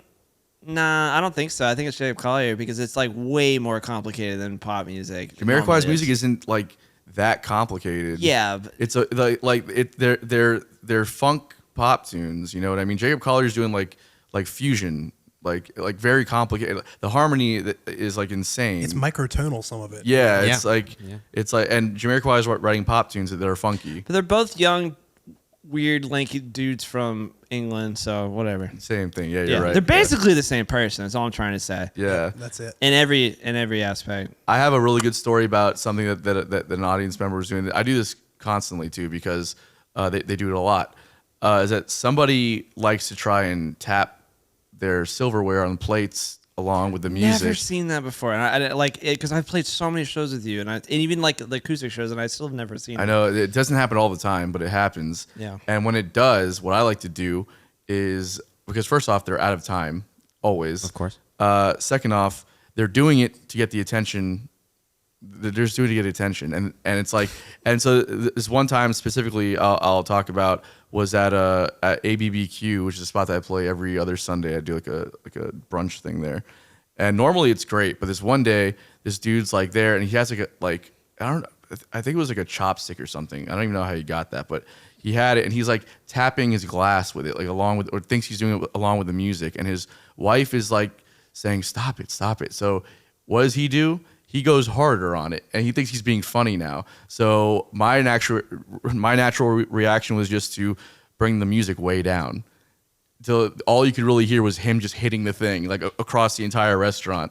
And it's like you couldn't even hear. Like, I'm like whispering into the microphone. I'm like barely like strumming my guitar, and all you can hear is just him like just obnoxiously whacking a glass with a chopstick at loud volumes until he's just looking around. I was like, oh.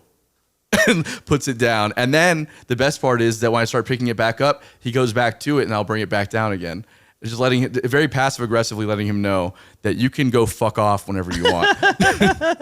You know what I mean? It's like, people are fucking wild to me. There's not a lot you can do to get rid of hecklers, because you're like in the middle of something too. You can't really do anything about it. Exactly. But it costs too much to like have a bodyguard or someone that can do that for you. You just gotta ignore them. That's the only way that you can do it. Because I still don't understand why people think it's cool to yell "Freebird" at shows, but like they still do.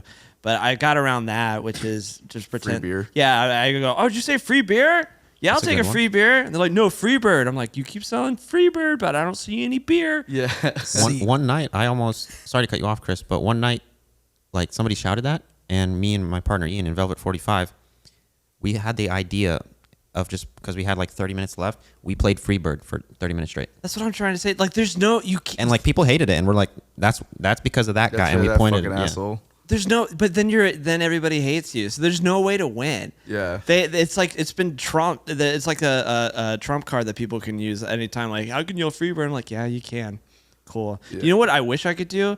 I wish I could instantly start sobbing at any point in time. Like, just immediately start crying and just make everybody feel really like super uncomfortable and weird. Like, stop the song and then just red face, just snot bubble and everything, and just like, I don't understand why you don't like me. And then they'd be like, oh my god, I'm never yelling Freebird again. Yeah. That's the only way you can do it. See, so we all get this at venues, right? And like all three of those reactions are really good ways to handle it.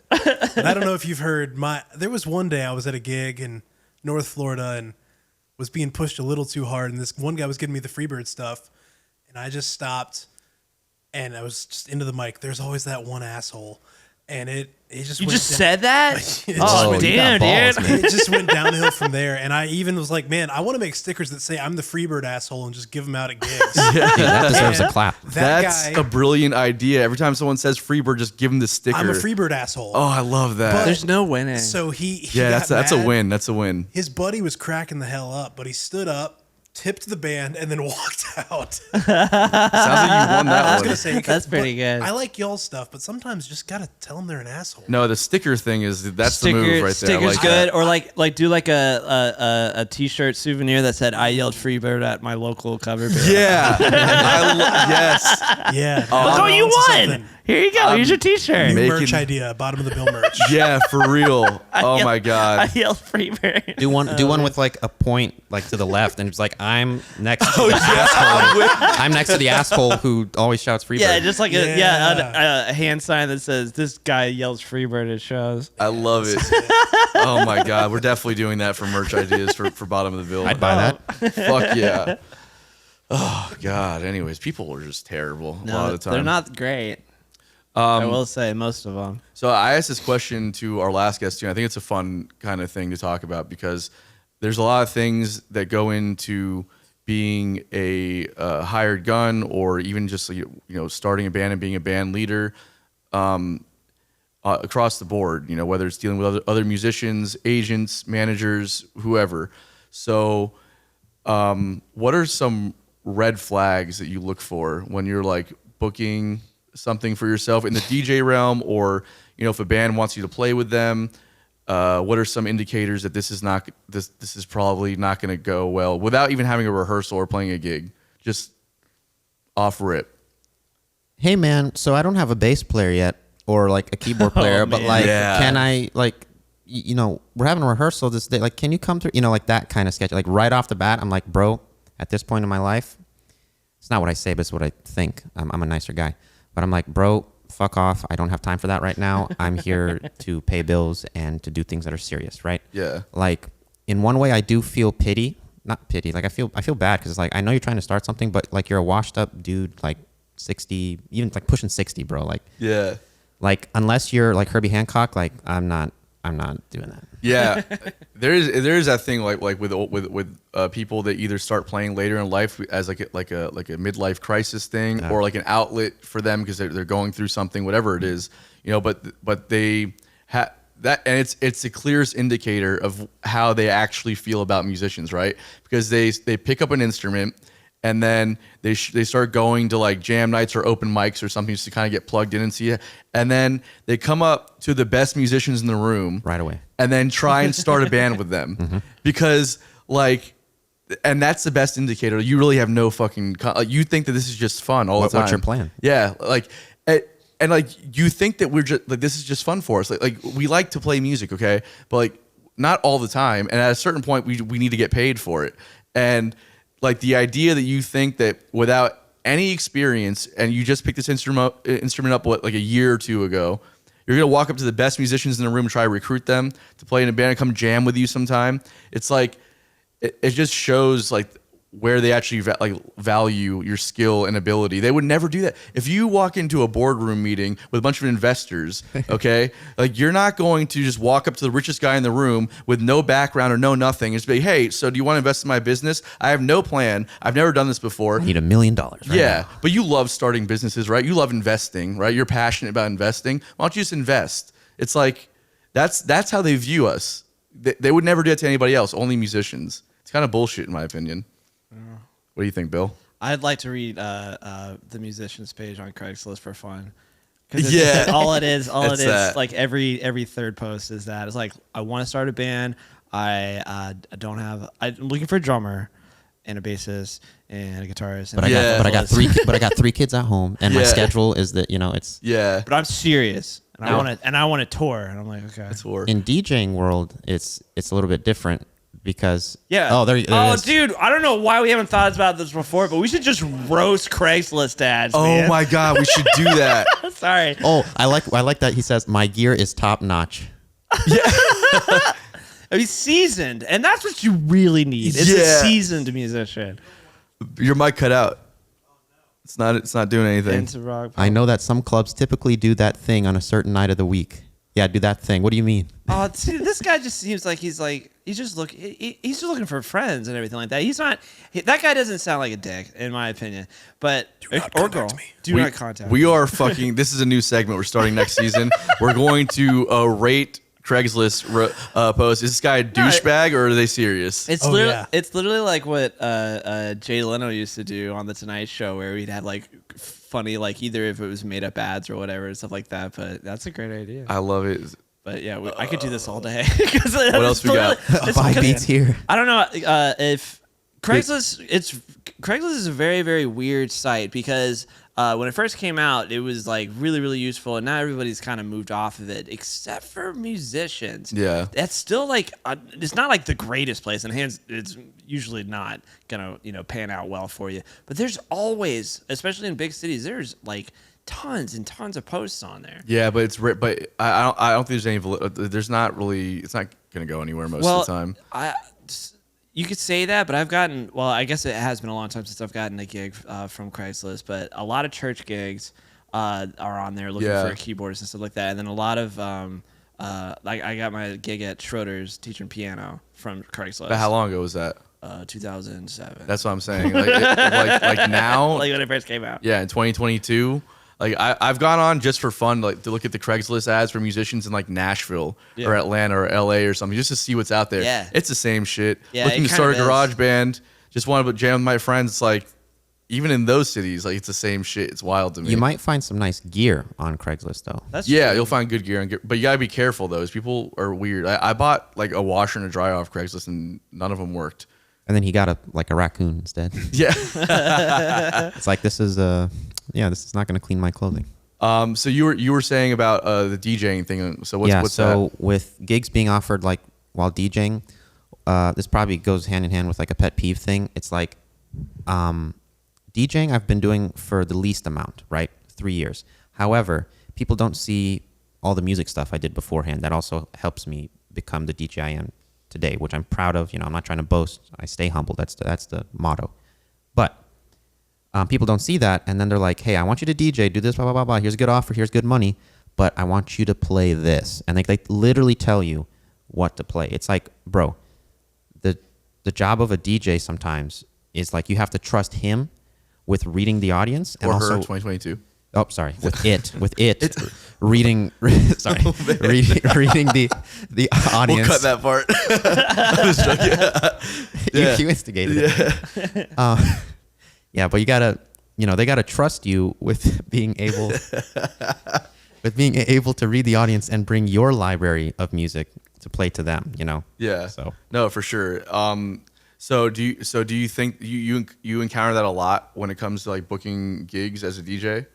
yeah, you just gotta know what you're getting into. I think again, here's my metaphor with love again, but communication is key. Yeah. As long as you know the details, working with Alchematic, for example, working with Chris, working with you guys, getting the information, the texting, the emails, like that's all foolproof planning that helps not only me, but the client relax and know that everything will go all right. Yeah, for sure. For sure. It's Why crazy. would they even hire you to DJ and then give you? Because they don't have the set speakers. list? Oh, Think about that's it that way. They true. hire you for your gear. I've thought about that too. And Just rent out your gear then. Why would you even show up? I've already thought ahead of you, bro. Okay. Like one of my goals, it's like a dream of mine. But darn taxes, they take your money. Yeah, they do. No, I have like a savings on the side because in Germany, I saw this this like van kind of bus thing that got converted into a mobile DJ booth, right? And they would throw like block parties with other food trucks, and they would close down streets. And I'm like, I want to do that. Like, That's a great idea. Like, why don't I buy an empty food truck, right? And imagine like the side where it like opens is where the DJ booth is. That's cool. And then I would bring my gear inside, like speakers and power, things that generate power, and then take it all out when I arrive to the location and put it in front. People could rent out the truck and the gear to put on music, or they could rent out me as well as a DJ, or put one of their DJs, as long as they go through me first, to play in the truck. Like offer certain packages, certain lighting, certain speakers. Like that's my dream right now. Is there somebody that's already kind of doing a similar concept? Yes, and I'm sure in Miami they have some. I didn't get plugged into the DJ scene down there, but what's going on? Have you seen the guy on the bicycle? There's a guy in the UK. Yes, Dom Whiting is his name. Yeah, is that his name? Yeah. Yep. Oh yeah. He's on TikTok all the time, always getting pulled over by police. No, wait, Oh, that's Suat. That's Suat. That's the one. There is no bicycle. He just has his like ones and twos and on this like crazy like I don't even know what you call it, harness or something like that. That's how he got famous. He did that, and like now he's playing at clubs. That's Dom Whiting, right? Yeah. So I don't know him. He's a drum and bass guy. His series is called Drum and Bass on a Bike, and he does it in UK. He drops the information of where he's going to do it like the day of, and then thousands of people. That's nothing. That's literally crap. Like you go onto his YouTube, you'll see the crowds. There's like he'll stop traffic with his crowds. Really? And like, yeah, like that exactly. So, he's dope, and that's a great idea, doing on the mobile. I have a series on YouTube called Rhythm Rides, right? So I'll promote that, self-promotion. Rhythm Rides, I set up a table in the back of my mom's minivan, take out the middle seats, set out the table, and I bring in guest DJs. And then based off where I drive, like it'll determine the vibe of what the DJ plays. So literally, I got inspired from that and those trucks. So you're like you're taxiing them around. So you are driving around. It's not setting up. Correct. That's and pretty cool. I flipped it too, where I play and someone else drives. So I like watching. That's pretty dope. I like that. Do you watch Circle a lot on YouTube? Yep, CERCLE. Yeah. That's my favorite because they it's just like something like so stereotypical out of like Euro Trip or something like that because they just go to like this crazy like location. My favorite is the one that's Stimming. Do you know him? Don't. He's like a almost like ambient minimal house DJ, but he does one on a lighthouse in the middle of the sea to nobody. But it's like one of my absolute favorite DJs and sets and everything like that. That's a really cool idea. I like that idea. Thanks. How many episodes you got? Episode 6 is about to come out. Hell yeah, dude. Oh yeah. Yeah. We got a little clip we could play with that. I guess we can because it's. I don't know. Is it right here? Yeah. Oh, I love it. Oh, you That's can't- awesome. So this is at night, right? And I give this option to the DJs that come and play in the van, but you can choose during the day or night. At night, you get these crazy lights, right? But it's dark, right? Yeah. You win some, you lose some. During the day, you can see everything, even outside the windows, but you don't get the lights. You see what I'm saying? Right, it's a trade-off. Yeah. And I interview the DJs, just like you guys do here. Like, I love getting to know, who's playing, why they're playing, where they're from, what their inspiration is. And the whole purpose of this is to spread good vibes and positivity in the DJing scene, because I don't want it to be about me. Like, I'm here to bring people up with me. I'm not a guy who's going to step on other people to get to the top, because some people do that. So, like, that's why I'm sitting right here right now, because, like, I support you guys. Like, that's what It's all about. I appreciate that, Like man. fam Hell stuff, yeah. man. That's a really cool idea. And I love the fact that it's you are the one like taxiing people around and stuff. I'm saving up to get a GoPro to attach, like, literally, like, up, like, on top to get, like, an aerial view. Oh of, yeah, like- that'd be cool. That's too. awesome. That's awesome, man. That's a wonderful idea, man. What are the So find my GoFundMe on Craigslist, all right? He's got top notch gear though. he's got top-notch gear. What my are you God. driving around in? A Honda Odyssey. Soccer mom van, 2002, man. A Dodge Caravan. Ooh, 2011. 2011. Automatic doors and automatic trunk. Oh, you got all the fucking frills, bro. Good for you. That's awesome. Do you so what kind of questions are you asking your people on your podcast? So like if you were doing this interview right now, what kind of questions would you be asking? Yeah, so I would be asking, first off, I'll be asking, like, where you're playing, what have you been up to? Where do you find the music, right? I also, some of those are my friends, close friends, so I always ask them about experiences that we've had. That one right there that got pulled up, his name is Miles Dundizzle. Check him out. Great DJ, Jacksonville local.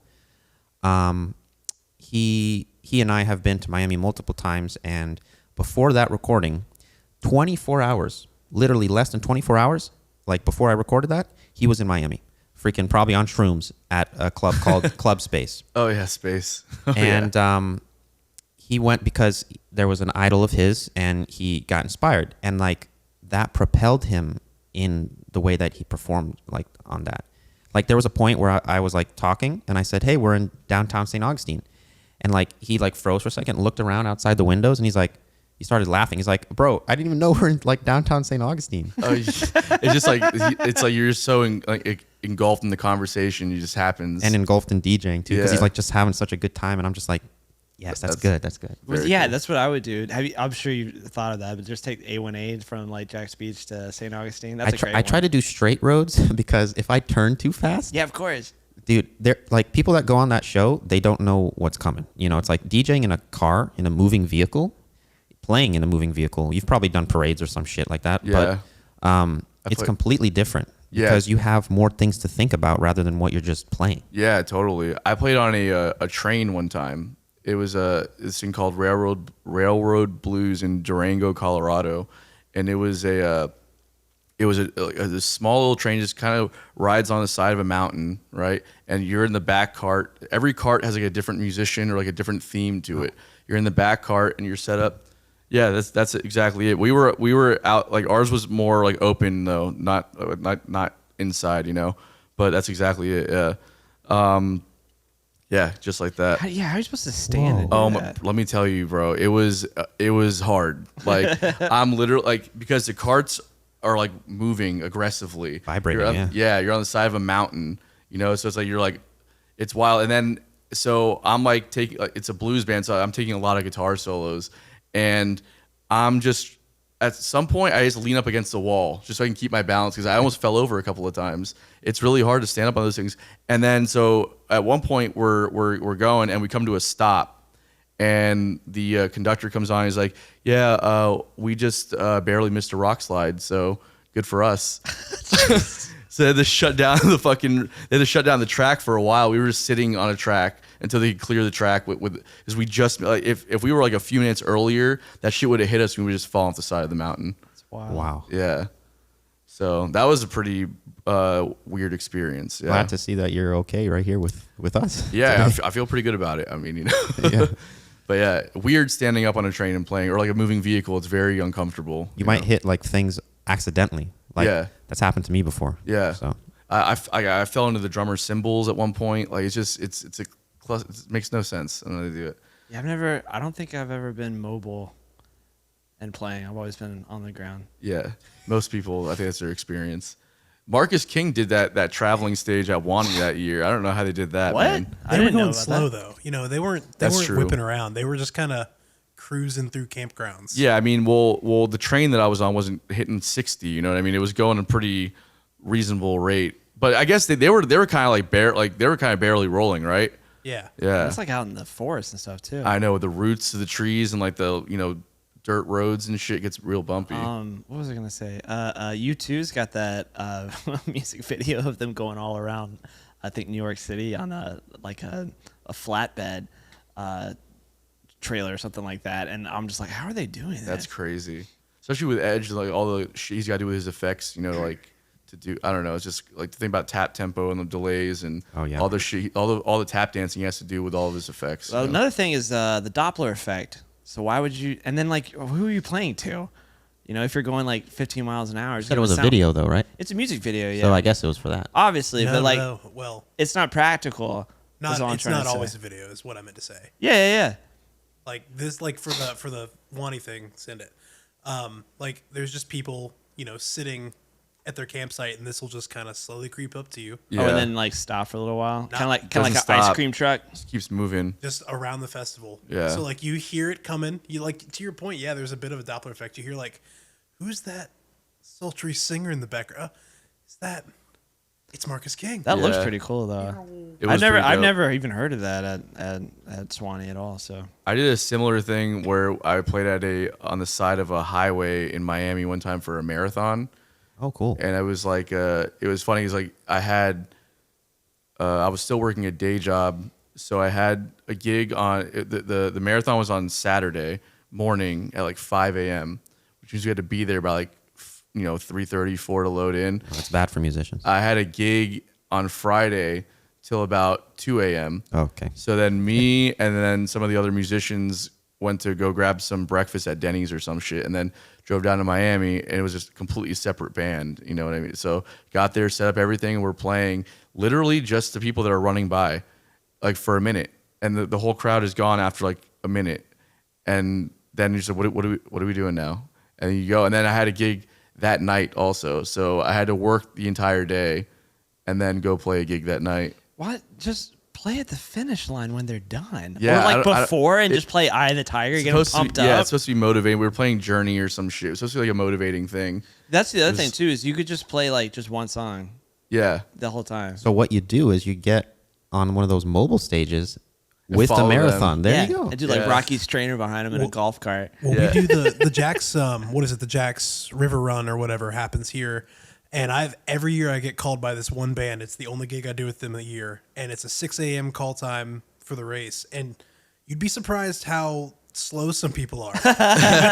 Yeah. Because like we have a 2-hour set, and there's people that are just walking the race. And so like we'll get a main chunk at like 6:30. Yeah. And then there'll be like a couple of stragglers until 7, and then at 8 all the walkers just come up. So like Yeah, I guess you gotta keep playing the whole time I guess for you the could just have stragglers. good racers, Like No, I mean I don't know that we stayed set up long enough to see the stragglers. yeah, you're smart. Marathon's long. Yeah.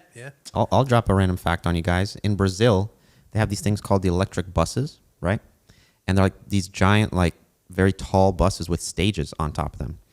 And again, streets are closed down, and they get famous artists and famous bands to go on top of these electric buses to play, like full bands play as it's moving, like in towns. In Rio de Janeiro, there's a lot. In São Paulo, I'm sure they have it too. For the carnival. Yeah. They have that all the time. And again, it just goes with the theme of like, how do they do it? How do they play moving? Yeah, I mean it's definitely it's gotta be something that they have to rehearse. I think at some point, because especially at that level, you know what I mean. They're probably doing a couple of dry runs somewhere. But imagine like just going back to like the band following like the marathon. Imagine having a really shitty band just following you around. You know? Or they play based off your performance. Yeah. So, Yeah. Like if you're like slowing down, they start to like play wrong notes. I was gonna say just make it like a brass band and just be like a tuba, boom, boom, boom, boom, boom. Yeah. Like let me that call whole Let's time. Ride real quick. Yeah. There you go. Yeah. Shout out. They were on the podcast last year. That was a good one episode. That was fun. Did you have the whole band? No, we had just 1/4 of them. yeah, we had Paul, we had Bible, and then DeAndre, right? Yeah. He's got an album that came out recently, I think, right? Through Bold those City. cats are Yeah, I think amazing. so. Yeah. I mean, yeah, talk about a hardworking crew of people right there. Paul's a hustler. Album or EP? Or single? What determines it for you? What determines it for me? Like as far as Like, if you were to release something, also how does it affect like what you're listening? Like, if I was gonna release something, I think it depends on the context. You know, if I was gonna do like a solo, like an Anton LaPlume thing, I would release singles probably. If I had a band, I would be much more focused on doing both. You know, I would do singles that are gonna lead up to an EP. I think albums, unless you have like money behind you, I don't really see the full point, like the point of doing it at a certain level. But if I had like endless resources, then I would just do singles and full albums. You know. I would do like concept albums and like really get into it. If I had like endless resources, I'd get fucking wild and shit. I've been curious about that because like recently it's been coming up in conversations with my friends and stuff. Like, man, I wish it was like the old times when like albums were a thing where each song kind of complemented each other and the whole album told a story. Yeah, I miss those days too. I'll be honest with you, I really do too.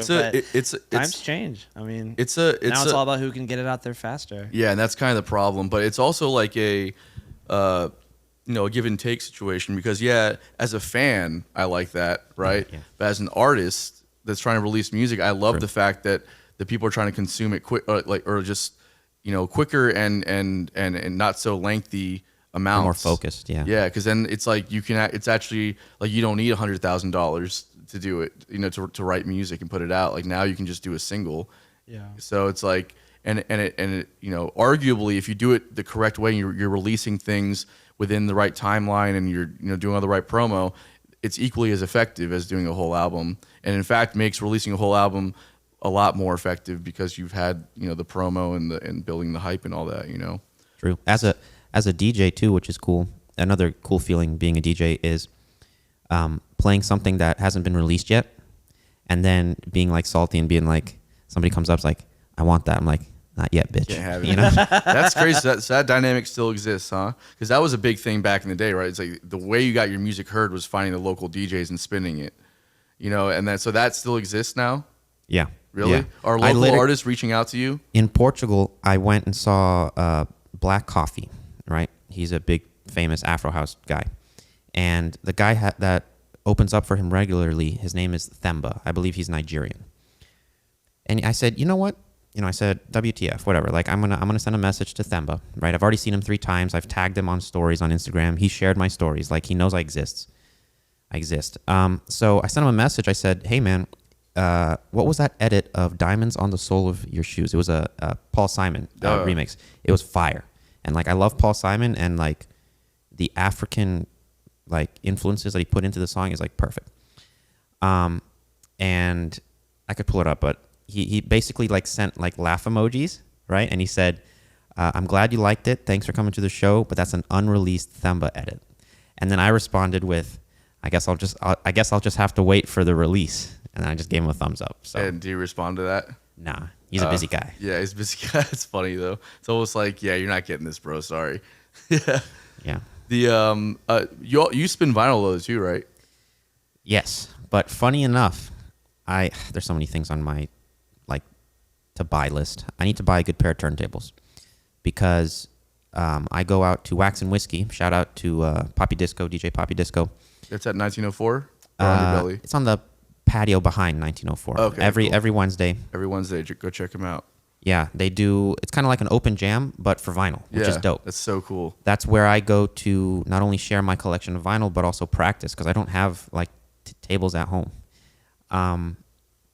But again, going back to the other theme that we were talking about, having that musicality helps you. Vinyl is ruthless. There is no room for error. There is no way to cheat. You know, you're not pressing a play button and just, you know, playing the song. You actually have to think it out and kind of plan it out, right?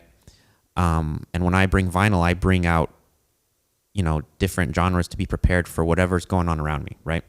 Like somebody plays disco, right? I'm going to pull out my Donna Summers, right? I got a bunch of Donna Summers. I'll play that. Or I'll play, you know, some T-Connection, whatever, like to transition. And you got to actually beat match. You got to use your ears. And like a needle is like a physical thing. Like, you know, someone beats on the stage, it'll jump. Skip, yeah. Like it's ruthless. Like I enjoy it though. And you do like the scratching and stuff too, right? So scratching on vinyl, I don't as much because again, I would like to practice that before I do it in real life. But on digital, on my controller, I do it, and I've actually done it for a little Alchematic thing coming up too, which I'm surprised you guys had that idea. So thank you for letting me do that. Hell yeah! Nicely executed too. What are you guys doing? Want to share a little behind the scenes stuff? We wrote this little tune that we use as an intro for our live sets, and so we kind of, you know, one of the things that we're kind of working on is using tracks when we play. So we got this like heavily processed like vocal sample that we use, and we just it's so cool to have scratching over it. Inspiration I got from that was like Jeff Coffin. Oh yeah, some of his solo music, particularly Mad Hatter Rides Again. It's like a jazz fusion tune in 7, but the whole time he's got this badass DJ scratching over it.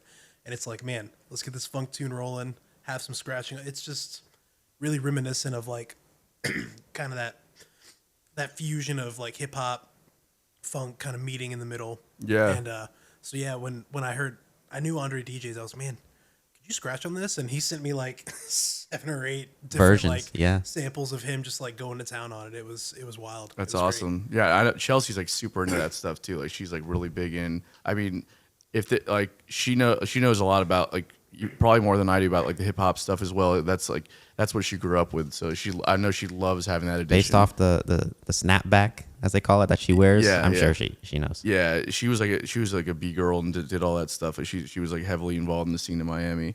So she's like super into that. So I'm glad that you guys been able to work it in because I know it's like a big thing for her for sure. Keep a lookout for that in the future. Yeah, I'm excited to see. I saw you guys try and do it at Colonial Oaks, but the sound guy was like that was rough. I'm gonna be honest. He was asleep at the wheel for that one. Yeah, you know, it's you know whatever. He would turn down like no names though. Like after I finished like doing the initial scratch, there was still more to be had, and like I went to go do it and like volume was down. Gone. Like, I kept seeing that. I was like, I can't hear anything he's doing up there. What's happening? So. Yeah, that was a weird one, but I'm excited to hear you guys like, you know, pull it off. But on August 22nd or July 22nd, one of these 22nds, we're playing 1904, and we're gonna make sure that gets featured quite nicely. Hell yeah! Hell yeah! Awesome. Check out Andre's Scratch-O-Matic. Oh, nice. When I did that, funny enough, so if you guys want to know a little bit behind the scenes on how I went about it or how I approached it, when he asked me to do it, first of all, I was like, man, I don't scratch, but like I can pull something off, and I was trying two versions of it. He gave me the audio of Alchematic, but when you scratch, something I didn't realize until I did this, so thank you, was that you have to think about it in like a perspective like a EQ. Does the sound that you're going to scratch have a lot of high end or low end? Oh, because the scratch can be very right, very like ear, like very abrasive, or it can be very gutty and just not be cohesive. It would just be like it'd be just muddy. So I think I sent 2 versions, one where I used the Alchematic and one where I used actually a different sample from a different song just to get a clean scratch. And I did that, and then like I wish I recorded it because I would do the scratch like right, and then at the end I would hit a cue button to start the Alchematic, and I would have to do that I did that all to a click track to make sure it was in time. Damn, man. It's fucking in-depth as shit. Yeah, these DJ keyboard players are killing it out here, man. There's my commitment right there. So yeah, I never thought about that. But even like think about like the the tracking of like when you start a scratch to like when you finish it, like even like the depth, you know what I mean? Sometimes it goes from like real low to real high like that. Because it depends on the frequency. Like if the note is changing over time, your scratch will change over time. Right. Because what you're just doing is just speeding up the time it takes to get through that sound, that sample or whatever. Right. That's so I never thought about that. Now, how many vinyls do you think are ruined because of that? Not a lot, actually. The number one thing I was taught not to do is to stack vinyl, because when you stack vinyl, the weight can cause like compression and things get stuck in between. Like when you set up vinyl or like have them at your house or whatever, like try to stand them up on your side. That's what I've heard. And like I bought sleeves for my vinyl to make sure they're all protected, and the temperature has a lot to do with it too. If you keep it in like a very humid place, like it's wax, you know, it is what it is. Yeah, it melts and shit. Yeah, and over time, the more you play the record, of course, the grooves are going to get deeper, and you're going to lose the frequency spectrum. So, yeah, that's wild, man. All right, so unpopular opinions. Yeah, sure. All right, who wants to start? Go first. Yeah. I had a lot of them written down on my phone, and I'm pretty sure this is one of them on there, but I definitely have some better ones. So this one isn't that great. My first, not my first one. We haven't done that in almost a year. Yeah. But yeah, my popular opinion is Tom Petty is not that great. Oh my God, bro. I'm like he's. I mean, like the songs that he has are like kind of catchy and cool and everything like that. But like, I don't even think that he's like. God, this is unpopular. I don't think he's even rock and roll. Yeah. Oh my God. Yeah. I actually agree with you. Yeah. Right. Thank you. All And right. I'll tell you why in a appreciate it. second. Yeah. Like, I mean, it's just It's unpopular opinion for sure. It's not. It's just. It's it's an uneducated. Yeah, opinion. I'm uneducated. I've only been playing Tom Petty with you for like what 5 years now. One song. Yeah. 2 songs, 3 songs. Last Dance to Mary Jane. Mm-hmm. What else? Let's get to the point. Wide Open and Free Fallin'. Okay, that bro, Free Fallin' and Into the Great Wide Open were like early '90s. There's Tom I know Petty. it's not like Isn't I don't there, like, know American Tom Girl, Petty. too? Like I know his songs. What? American Girl is fucking straight rock and roll. Are you kidding me? What do you? Is it? I think it's the way he delivers it, because like He's got a when- bit of Southern to him. He's from Gainesville, you know. I get that, but like I think I've played in bands where we've actually kind of performed it kind of a cooler way than he recorded it. Yeah. Not gonna lie. I believe that. You know what I mean? Like there's very cool interpretations of songs that were, you know, of classic songs, but like to say that he's not rock and roll or that he's not that. I mean, like the Damn the Torpedoes is like a straight rock and roll record. I'll give him the writing. Like he's good at writing and creating the music. Like, he's an amazing writer. I mean, an amazing lyricist. Just in the sense of like the way he thinks about putting words together. And I know this because I've heard interviews with him where he's talking about like where he's calling out producers like in the studio where he was like, "What the fuck is what the fuck is this? There's no thought into this lyric here. Like this is a bullshit. This is a throwaway line. This is a throwaway line. It's like it doesn't flow right. Like you wouldn't say this, you know." And calling out people like in the studio. And when I saw that, you go back and you start to like pay attention to the way he puts his words together. You're like, oh man, that was really Like clever. I Won't Back Down. Do you think I have thought about that for a long time? Yeah, he was talking about his experience with a record label and how he took them to court and then like won and basically changed the face of the music industry after that. Like he is one of the most important icons in the music industry. People don't even understand. Like beyond the music stuff, he changed the face of the business. He gave a lot more power back to the artist. He's a little soft. Well, It's all I'm trying to say, really. Crazy. And I don't like every time that I hear him, I'm just like, okay, I don't know. I just don't think he's that great. Yeah. I don't know. I agreed Or with Billy was. for Sorry. a long time, but Tom Petty was like the first concert I ever went to, and this was Oh, I did not know this. this was maybe 2010, but he was touring the Mojo record, which came out 2010. Like most people wouldn't call that, you know, his great work, but like top to bottom, that is one of my favorite albums of all time. And that just turned me. It was even late in his career. You know, the early stuff didn't resonate, but like I don't know, man. I just knew it would be very unpopular to say as well, and I do stick by it. But I know that like you, because you're just like he's the best of all time. And I'm like, I just Okay. wouldn't listen to him like on the regular basis. No, nobody should. No, nobody should. Oh gosh, that's such a crazy thing to say. He's I'm such not an trying to important say that figure. he doesn't have any good songs. I mean, like he's got obviously like he's so I don't know. He reminds me of like the kind of like the contemporary Christian version of rock and roll because like because it's everybody like it's so digestible. Like I'm serious. Like Let's just pull up his discography real quick and just like call out some of the fucking iconic bangers that man wrote. He's recorded through St. Augustine, I believe. There's a studio I've been to called Retrophonics. Yeah, I've heard of them. And I've been in there, I recorded, and he said that he's got some secret tapes there like Tom Petty that's like not released. I've heard. Probably And also from, like back in the day though, when there was like Mud Crutch is what it was. Yeah, his first band. Yeah. That is a killing rock band. Yeah. my mom also cleans his daughter's house. Fun fact. Oh really? Yes. Interesting. oh he wanted to see like the Like his track hits, the, yeah. the Oh, there it is. songs. Solo albums? Oh no. No, just his hits. You know what I mean? With the Heartbreakers, like that's a straight rock and roll band, man. The Heartbreakers, yeah, that's What's the pretty song good. off of that? The Heartbreak. That's his band, the Heartbreakers. No, what's this? I said what's the song that he? Breakdown. Yeah, that's a good one too. Breakdown. American Here we go. Girl. Yeah. Don't Do Me Like That. Refugee. Oh, I need to know. Oh my god, what a refugee! Come on. Yeah, Refugee. Change of Heart. Oh, You Got here comes Lucky my and girl. Me's- Yeah. Oh my god. Yeah, You Got Lucky. That's a great one. Bro, are you kidding me? Don't Runaway come around here no Trains. more. Great, Runaway Trains. great song. Runaway Trains. Running Down a Dream. Oh It's my a god, classic. so Yeah. Free Fallin' obviously is a banger. I mean, You're So Bad. I hate that one. I'm I'm not a fan of that song. I'll give you You're that one. It's not a so good song. bad. Yeah, it's not a great My song. mom has a yeah. It's like the guy can Last rhyme. DJ. He knew, Andre. Yeah. Am I the last one? Everyone else is gonna die. Oh gosh. Yeah. Anyways, like it's just so much great. It's material. unpopular for sure. Yeah. And it's an opinion also. So. Well, you know. All right, so let's do my unpopular. yeah. What do you opinion. got? Let me pull up my phone here. I got a couple logged. Tom so. Petty's God. Yeah, it's good. That would be a popular opinion, And actually. it's very unpopular to stay in Florida, and so I'll probably get roasted for that. Well, let's see. Where's my unpopular opinions at? Here we go. All right. Get ready for this one, Andre, because this might include Take your time. something I'm you ready. said. Okay.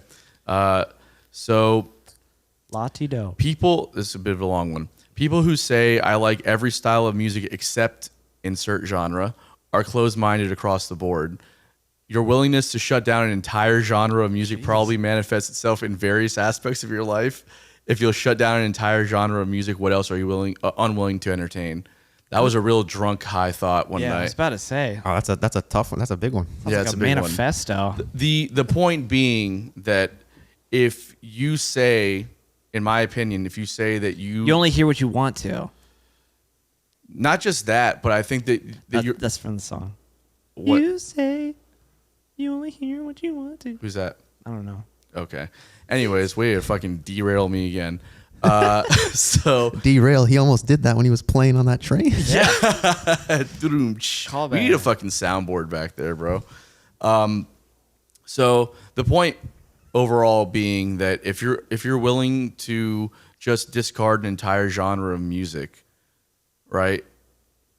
What else in your life are you willing to just completely discard, like without like just giving it a try? My first child. It's my my offering. You I'm just did your kidding. first child. Yeah. Kidding. Rumpelstiltskin. Yeah. You know what I'm trying to say though? Does that make sense to you Yeah. guys? No, I get it, but also, it's music is subjective, very subjective. So if you hear it and you don't like it, okay. I don't believe that everybody hates an entire genre of music. I agree because like at least be open to listen to the genre. Yeah. Because like I didn't like metal at first, but there's some good metal out there that has musicality. Yeah. There's, I mean, it's like you can find something to appreciate as a musician, especially. You can find something to appreciate about it, and then just as a listener, like you can't just say that you like everything except for whatever it is. Like especially the older generation, they do that bullshit. It's like, yeah, I like everything except for that rap crap. Yeah. Literally every girl. Call that music. Yeah, you call that. It's not even music. They just sit there and talk. It's like, bro, you're an idiot. Literally Shut up. every girl that like I start talking to, it's like, hey, like I'm a musician, so I think it's cool to ask like what you enjoy in music. What type of music do you like? What genre? Like they're like, I like everything. I'm like, great. That tells me nothing about you. Yeah, it means that you've heard a lot Lady Gaga song that you like, and also a Bruno Mars song. Or that it you could like. mean she's an expert in music. Yeah, probably not though, right? Yeah. And that, but as a musician, that is an important question to ask. Honestly, it's a qualifier question. Yeah. Because depending on what they say, it really has an impact on the relationship as a musician. Like somebody who listens to music like for real, like There's this girl, okay? Her name starts with a D. I won't say the rest of her name, right? She lives in Michigan, I believe, or I know north. who you're talking about. Oh yeah. Don't worry, I'll tell her that you said hi. Okay, thanks. So she's a really big Taylor Swift fan, really big Taylor Swift fan. I am not, okay? And like she's attractive, we flirt, things happen, cool. She comes down to Tampa once in a while, and like I'm always tempted to like go and see her, maybe get together, right? And then in the back of my mind, I'm like, do I really want to be stuck with her the rest of my life listening to Taylor Swift? No. I feel you. there's some good Taylor Swift songs. Like, what's that one song? Trouble came out like back in 2010 or some shit. I don't really listen to Taylor Swift, so. Yeah, that's a catchy fucking melody, bro. Stuck in my head. Shake it up. It's my girlfriend's favorite for sure. Trouble? No, Or Taylor Swift. Oh, she just really loves Taylor Swift. Yeah, I mean every How chick do you loves do it? Taylor Swift. Easily. Easily. Like it's not that big of a deal Well, I mean, it's just at like all. To me, anyways. Cool. I mean, like it depends. Like it doesn't bother me if they like things that I don't like, right? Not But- everything has to match. Yeah. Yeah, but if there has to be some kind of commonality, and also like you should be willing to Appreciate the other stuff. and like at least hear, like listen to what I want to listen to as well, But Like, this girl's obsessed though. Like she's been to like in front of Taylor Swift's house before. yeah, that's Whoa. fucking weird. You don't want to hang out with that. How's she chick. know where she lives? That's weird. She's a psychopath. Well, but yeah, I think in a relationship, like you're supposed to not have everything the same. Otherwise, it's super boring. I wouldn't expect anybody to agree on, especially on music across the board. But I think it's important to know that if you're at least if you're not in a similar ballpark, at least there's got to be, like, for instance, like with you and I, okay, like we What's like up? totally different styles of We're music. not but dating. We're not. Well, we kind of Definitely don't live together. There's Well, a room downstairs and everything. I don't know. Yeah. but part of the thing that makes it work is that like we don't agree on literally anything, especially when it comes to music. However, the fact that we're musicians means that we like what we like in a real way, right? So like Billy knows his shit when it comes to the stuff that he likes, and the same goes for me. So that's the thing that connects. It's like, well, regardless of what you listen to, I know that you really love music, and that's the thing. You're not like undecisive. Right. You're confident and firm with what you believe in. Right. And there's people out there, it's like, I listen to everything. Well, listening to whatever the radio feeds you on 3 different channels, it'd be classic rock station, top 40 station, like that doesn't mean that you listen to everything. That just means that you eat every fast food chain that exists on the planet. Have you guys ever ran into like people that don't put on music at all in the car, or like don't listen to music? I do that on the way home from gigs. So fucking Okay, I annoying. do that because of my ears. I Yeah. agree with that. Whatever. No. Billy just walks around, just earphones in, music blasting. I don't 100 get it. times. I Like can't. all day, every No. day. Yeah. Well, all right. You're never going to be a front of house engineer. No, yeah, I don't plan to be. I plan to be on stage. What's up? Yeah, he gets Yeah. too much sleep for that. Where's Yeah. my drink tickets? Yeah, where's my drink? I had 2 like I get too much. There it is. I just got that joke. He gets too much sleep for that. Like, yeah, I'm fucking lazy. Yeah, you're right. No, 100%. I love sleep and killing it. And free time. Yeah, killing it. Yeah. You were gonna say something. Yeah, I had 2 students. I think they were like Chinese or whatever that like I was teaching piano to, and like they were young, and like I would ask them like, what type of music do you like? Like I want to make this enjoyable for you, and I want to learn about my students. And they're like, they were so like lost. They were like hollow dolls. Like, sad to say, but like they even told me at one point their parents don't put on music like at home or in the car, and I'm like, well, I'm going to give you active listening and your active listening assignments, and you're listening to these freaking songs. Here you go. Yeah. Like, Did they respond to those songs? Did they yeah. like Then them? I have questions like that I ask the next week to make sure that they listen. And they were into it. Like they started listening to music on their own after that. I hope so. I didn't get to teach them for that long because their parents they had to move, but hopefully I influenced them. Yeah, it's great. I met somebody in high school that was like, that said, "Yeah, I don't really like music." I had a math teacher that was that way. What's it? You don't like music? Math is like, disgusting. But he would he would get he said that he would get angry anytime that he heard music. And if you put on Fantasia, he would like go crazy. He's a freaking Kyle, just punches a hole in the wall. That's so crazy to me. Yeah, it is wild because usually that's what I've been saying forever. The worst part about music is that everybody likes it. Yeah. So it's hard to, Wow, that's a good one. Thank you. That was an unpopular opinion like a year ago or some shit. I've been saying that for like decades. No, I'm just saying it was an unpopular opinion at one point. Yeah, that's true. Yeah. Because I finally had a voice, just a platform, if you will. Yeah, platform. Yeah. Yeah, I don't know. Anyways, that's how I feel about it. I don't think that you can discard. Like I used to be one of those people who was like, I like everything except for country, and then I joined like that's what I was thinking. You said that earlier. It's ironic because I was in a Johnny Cash tribute band with Chris. So. And that's the thing is like sometimes you just need to be exposed to the right shit to understand like what's actually out there. You know, my idea of country growing up in South Florida was like probably not very realistic, you know? And then when I joined it, they weren't really a country band, but it was country influence, kind of folk pop or whatever, 2013 era. People also have like a loose concept of genres. You know what I'm saying? Everyone categorizes different things into different genres. When I DJ, I have playlists that are categorized by genres. Yeah. And people are always so curious about like, oh, how do you organize? I'm like, bro, this is not going to make any sense to you because this is what I perceive as country or as house or as Afro. And I think that goes hand in hand with like what you're saying. Different people categorize music different places. Yeah. Like I wouldn't categorize modern country, like the arena rock country, as country at all. Folk, like original folk back in the day, I appreciate because it's not the garbage that's today. Yeah. You know? I just like Jason Aldean, like Luke Bryan and all that stuff like that. Like there's a place to appreciate like the pop writing sensibilities, but it's just rock and roll with twang. You know what I mean? Like real country to me. When I go back like Hank Williams or I go, like Waylon Jennings, and then you listen to like the players, fucking Danny Gatton, Bluegrass, Bluegrass is amazing too. I've always liked bluegrass though. Country was a hard one for me to get on board with, but once I started discovering like the real shit out there, I was like, oh, I get it now. And it still happens today. You got like Johnny Highland out there and Brent Mason, Dan Tominski, all that stuff. Or even on the songwriter front, you have like, Tyler Childers and Sturgill Simpson. That's real country. Yeah, totally. And then even people who are kind of like alt country, like Ryan Adams. Sure. I love him, man. He's so great.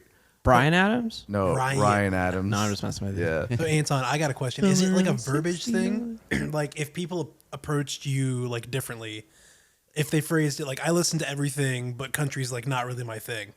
Does that get a pass? Yeah, I'd rather hear that than say I don't like country. Even though someone who's maybe just not thinking about it, it means they may mean the same thing. Yeah, because that was an intentional way to phrase it, right? Like country's not really my thing either, right?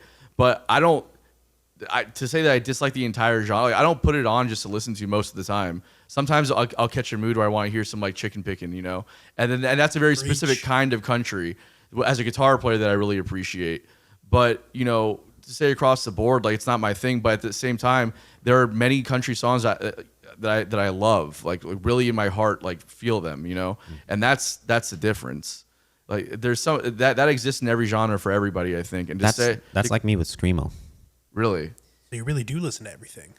Who, me? Well, I mean, just even Anton, you say that you really, I guess, even if it's not your thing, you still do listen to everything. I give it a shot. I give it a try at least. You have to. I might not be. Screamo, though. Screamo. Like the other thing too is like how you're introduced to the genre. I think plays a big part. It's like how and why are you going to listen to this now? Screamo. The reason why I started, it's going to sound dumb, but like Florida has like two types of women, like girls that want to go mudding and girls that wear black, right? So like the girls that wear black, right? they listen to screamo sometimes, right? And I'm like, you know what? Let me go see what this is about, right? And I guess, and I ended up not liking it because it's just the noises, the sound that was coming into my ears. And I'm saying this like not in a mean way, in a respectful way. It was just not vibing with me. And it's kind of going back to the Eminem thing where he's like angry. It's like the tone and the way you deliver things, I think, is important. But not only for screamo, like I can name, Chris, I can name genres that you guys probably never heard of. Like I'm sure it's weird. I think we could all name genres that nobody's ever heard of before. And that's the beauty of it, you know. Yeah. And some closed-minded people are just like, bro, like give it a shot. You know, I can find something in that genre that you'll enjoy. And you don't have to be like, oh, okay, now that I heard that song, now I love country. It's like, no, like I appreciate it. I think that's the word. That's beautiful. Appreciate. Yeah, definitely. I'm upbeat, and so is my music. Yeah, I know. We get it. I'm beat, and so is my music. Yeah. Yeah, that reference about the mudding and black and either mudding or wearing black, I don't understand that reference at all because I grew up in South Florida, and that's a totally different thing down there. It's like people don't go mudding. I mean, some people do if you live out in the fucking boonies like the Everglades, but you gotta really look for that shit down there.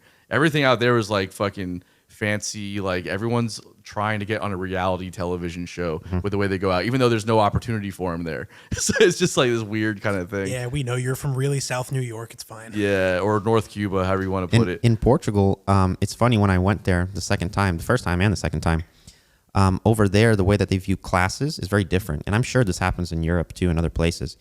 My dad, shout out to my dad, he has this great like analogy, and it's kind of true. People here, like, someone can go to Walmart in like pajamas and no one will bat an eye. Mm-hmm. They walk out of Walmart and get into their Lamborghini, right? Over there, you're like in Portugal or probably other countries, you're never going to see that. You're going to see, they want to show it, So they wear the nice clothing. So you already expect that they have a nice car. If they get into like a crappy car, here it wouldn't be anything weird. Over there, they look at you. They'd be like, "What's up with that guy or girl?" I've never seen anybody that shops at Walmart walking into a Lamborghini before. Does that happen a lot? I've seen it. I've seen like something similar, like a Ferrari, like a fancy like Bentley, like Rolls Royce kind of thing. Wow.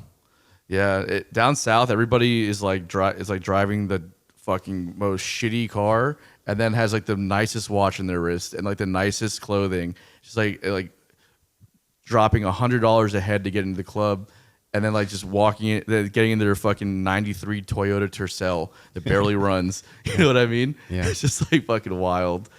All right, what's your unpopular opinion? Okay, so let me look at my list here. Let's see. I had 3, so yeah, I guess I'll go for this one. So I wrote, you don't have to smoke or drink alcohol to have a good time at an event or a party. And I've personally struggled this being a musician. So, yeah, I mean, growing up, when I first moved here to Florida, like I joined that band, Big Logic and the Truth Serum, and they were really the first band that kind of opened my eyes because they were so respectful. Like they would do what they had to do, right? And they wouldn't peer pressure me. They wouldn't, try to get me to do anything. They liked me for who I was.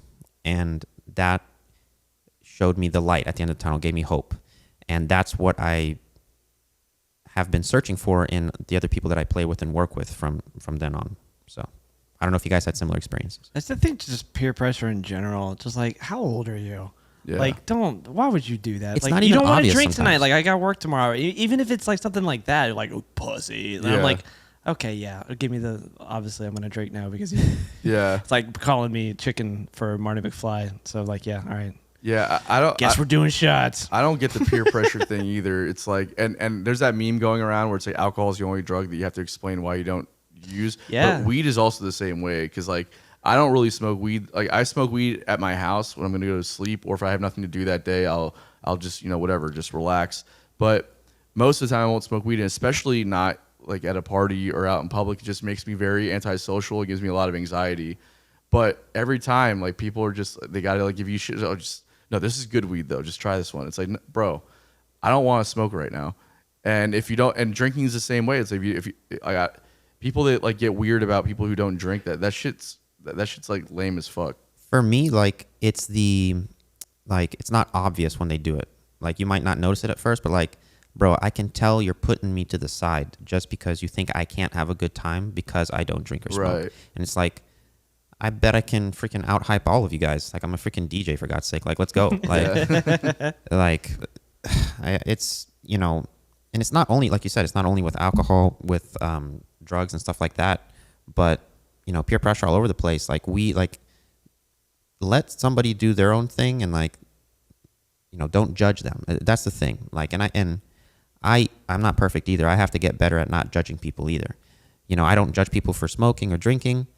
And I like I told you guys when I first got here, I'll take celebratory shots and stuff, but I'm not getting drunk and I'm not getting attached to any sort of drug. That's a waste of my time, waste of my money, and I personally have seen what it has done to people. So. Oh, totally. Yeah, it's a fucking rabbit hole of bullshit. Honestly, Billy's doing great though. Yeah. Yeah. I'm actually taking a break right now. I didn't want to preach about it or whatever, but yeah. Taking a break? Yeah. You're gonna try to have a drink, bro? What's wrong with you? No, thank you. Yeah. Exactly. People always like ask me, they're like, but Andre, wouldn't you want to like create music like being high? Like, wouldn't that be awesome? Like I can only imagine, like they praise me. They'll be like, you would be like a freaking genius on drugs, like making music. It's like, but what about me now? Right, yeah. Yeah, that's a weird one too. Especially in the jam band community too. I remember my old guitarist is like, all I want for my birthday is for all of us to take acid and write music together, like 8 hours of that. I'm like, fuck that. I'm not doing that. And it's also not going to happen, right? Yeah. Like you take acid and it's like you might do that for 20 minutes. And you're going to be on to the next thing. No, thank you. You know what I mean? It's like it's not going to. And then, yeah, and weed also doesn't, like people are like, oh, you know, do you get stoned and write? It's like, no, I get stoned and noodle. Like I don't write. I can't write when I'm stoned. Like everyone reacts differently too. So yeah, exactly. You can't just expect that, you know, the person that you're trying to like peer pressure to like to react the same way as you do. Right. Like when I smoke weed, what I like to do sometimes is like I'll pick up my guitar and I'll just like just kind of like aimlessly play things and just come up with like I do get creative with it, right? But I'm not focused on it, so I don't write anything that's gonna like stick. I just try out like things I might not try out normally, but it doesn't lead anywhere. It's just like mindless shit, you know. Yeah. So it doesn't really ultimately do anything for me. So I don't like to smoke weed if I have to be like creative or be productive in a creative space, you know. Now, when other people do it, like I'm okay being like the mom of the group or whatever. You know, I even have the soccer mom van for God's sake. But yeah, like. You know, with alcohol, there's different types of drunk people. Some people get angry. Some people get happy and they want to hug you. Some people get very honest, right? And like sometimes it's funny. I'll be honest. Like seeing my friends drunk is pretty fun, but because I learn about them.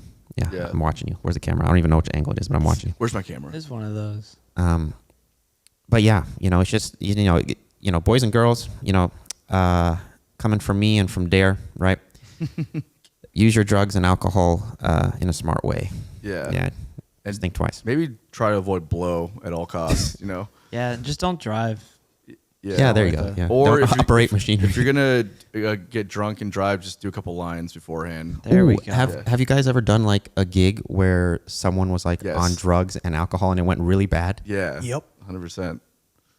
Yeah, I was in like literally a drug band for 5 years. Yeah. Yeah, I mean, like, yeah, totally. That shit happens all the time. I've seen. I'll keep them nameless, but I've seen a guitarist get pissed off at a drummer for not playing a train beat correctly, and he was like, you're not in the pocket, you're not swinging right, blah blah." Like literally, drummer walked out. Yeah. You didn't have to call me out, dude. No, it wasn't you. Was the drummer fucked up or the guitar player? It was the guitar player. Oh, okay. Drummer so he was fine. getting mad at him, and he was just like, you know, He was fine. Like he was playing the train beat moment. fine. Oh wow. Yeah. Yeah, we had I won't name the band or anything. It was a while back ago. We had this drummer that had just started playing with us, and he was like doing like taking some bumps in the parking lot or whatever, and then come back for the sets, and his timing just got terrible, and then the band leader is just like after this says that, yeah, maybe next time we'll lay off the blow, you know, because it's not working out. So he was chill about it. He wasn't a complete douchebag. He's let him know, like, don't do that anymore because you're not playing well anymore, you know. And that's a weird way. Like, I don't get how people play after doing like coke. You know what I mean? I did it one time at a jam, and I felt good when I walked into the place, and then I did a little bit of that, and then I went on stage, and I was like, I can't connect with the music. I don't feel like I'm like a part of this. I can't find the groove. I can't feel what's happening, and it felt so uncomfortable. I'm never doing this again. And since then, I've been offered like, I mean, so many opportunities. Like it's like not while I play, man. But nowadays, not even anymore at all. But like, it's just like, no, not while I play. You know what I mean? It's not a good scene. Yeah. It doesn't help anything out. Yeah, and I hate that feeling like when you're too drunk to play, like at the end of the night or whatever. So I try very, very, very hard not to get drunk at shows. Yeah. And I definitely I don't think I ever did. Only one time I was high at one show, and it was the worst experience of my life. Yeah. Because everyone's looking at you. Like, I think everyone's looking at me. Like, they are looking at you. Yeah. So yeah, I don't mess with, especially performing or anything like that. I don't mess with that stuff at all. I had one time in Butte, Montana, where we were supposed to have the night off, and the bass player was like, we were staying above the venue. They have like an apartment space above the venue, and the bass player's a stoner. He smoked a lot of weed, so he was like, "Oh, I got a blunt. You want to smoke?" And I was like, "I'll take 1 or 2 hits or whatever, just to chill out." And I did, and I got like aggressively high. And then I get a text from the band leader. It was like, "Hey guys, we're actually gonna play tonight, so let's go ahead and start loading in and play." And I was like, "Fuck my life!" Oh shit! So like, Here we go again. yeah, it was. I had just finished smoking, and we had to go immediately load in, whatever. And I played that night, and it was great. I actually played a really good set that night. And then so I thought I could do it again the next night. And It's like gambling. We're in Vegas, baby. Yeah. 2 for 2. What happens in Butte stays in Butte, right? Am I right, boys? Yeah. So I smoked again before the set the next night, and it was terrible. I bombed the shit out of that set, and I'm never doing this again. Yeah, that's pretty much what happened to me too. Yeah, I'm not into it. My friends used to think it was funny to dose me. You know what that is? Okay, just making sure. Yeah, I've never had that happen before. They would do that. They thankfully. just put some paper in like a beer or something like that, and then, an hour later, I'm like, oh, I don't feel so good. And I'm like, oh, motherfuckers, you did it again. That's so crazy to me. Blew my weekend out of the water several times. Yeah, like a lot, actually. Jesus Christ, man. I was You hanging out with Arish Fear or something? Yeah, I was about to say, what the fuck? I'm just saying, yeah, pretty much. That's so crazy. But yeah, that was like you said about Butters or whatever. About Butters? Yeah. No, you are Butters. That's yeah. what I'm. It would like in front of all of them and everything like that for sure. Yeah, it's I used to do that all the time. that's. I mean, not funny, Puddled. it's terrible. Puddled.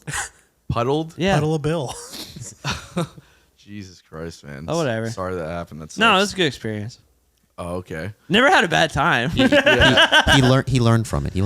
I'm not like complaining, but like in retrospect, like I got Yeah, so I don't know why people complain about getting dosed. You got drugs for free, bro. because that was always their argument. It's like maybe I didn't want to today. Yeah, all right, exactly. it wasn't my decision. Yeah, exactly. I got no whatever. I'm not gonna. Never mind. I'm not gonna compare to that. Yeah. Okay. Yeah. Because it's on not that, the same On thing. that. Yeah, let's note, wrap it up. We'll wrap it up. Andre, thank you so much for being with us, man. This is a lot of fun. Yeah. Yeah. Thank Hell you yeah. both. Absolutely. Thank you guys for tuning in. Make sure you check out Andre Martins on all platforms. Also, Satellite Frank, right? Yeah. So check out all of What his was the stuff. name of the YouTube channel? Not channel, but the in the van. Yeah, so my YouTube channel is just Satellite Frank. You can type it in. You'll see my helmet, space helmet, and the series is called Rhythm Rides. Rhythm Rides, Rides. I'm I gonna watch dig that it. tonight. That sounds awesome. And also look out for his performance on the Alchematic EP coming Dropping out July soon. 22nd. No. Nope, the show is July 22nd. Whatever. The Yeah. show is that day, but they're not done mixing. Yeah. We'll see you guys next time. Adios, muchachos.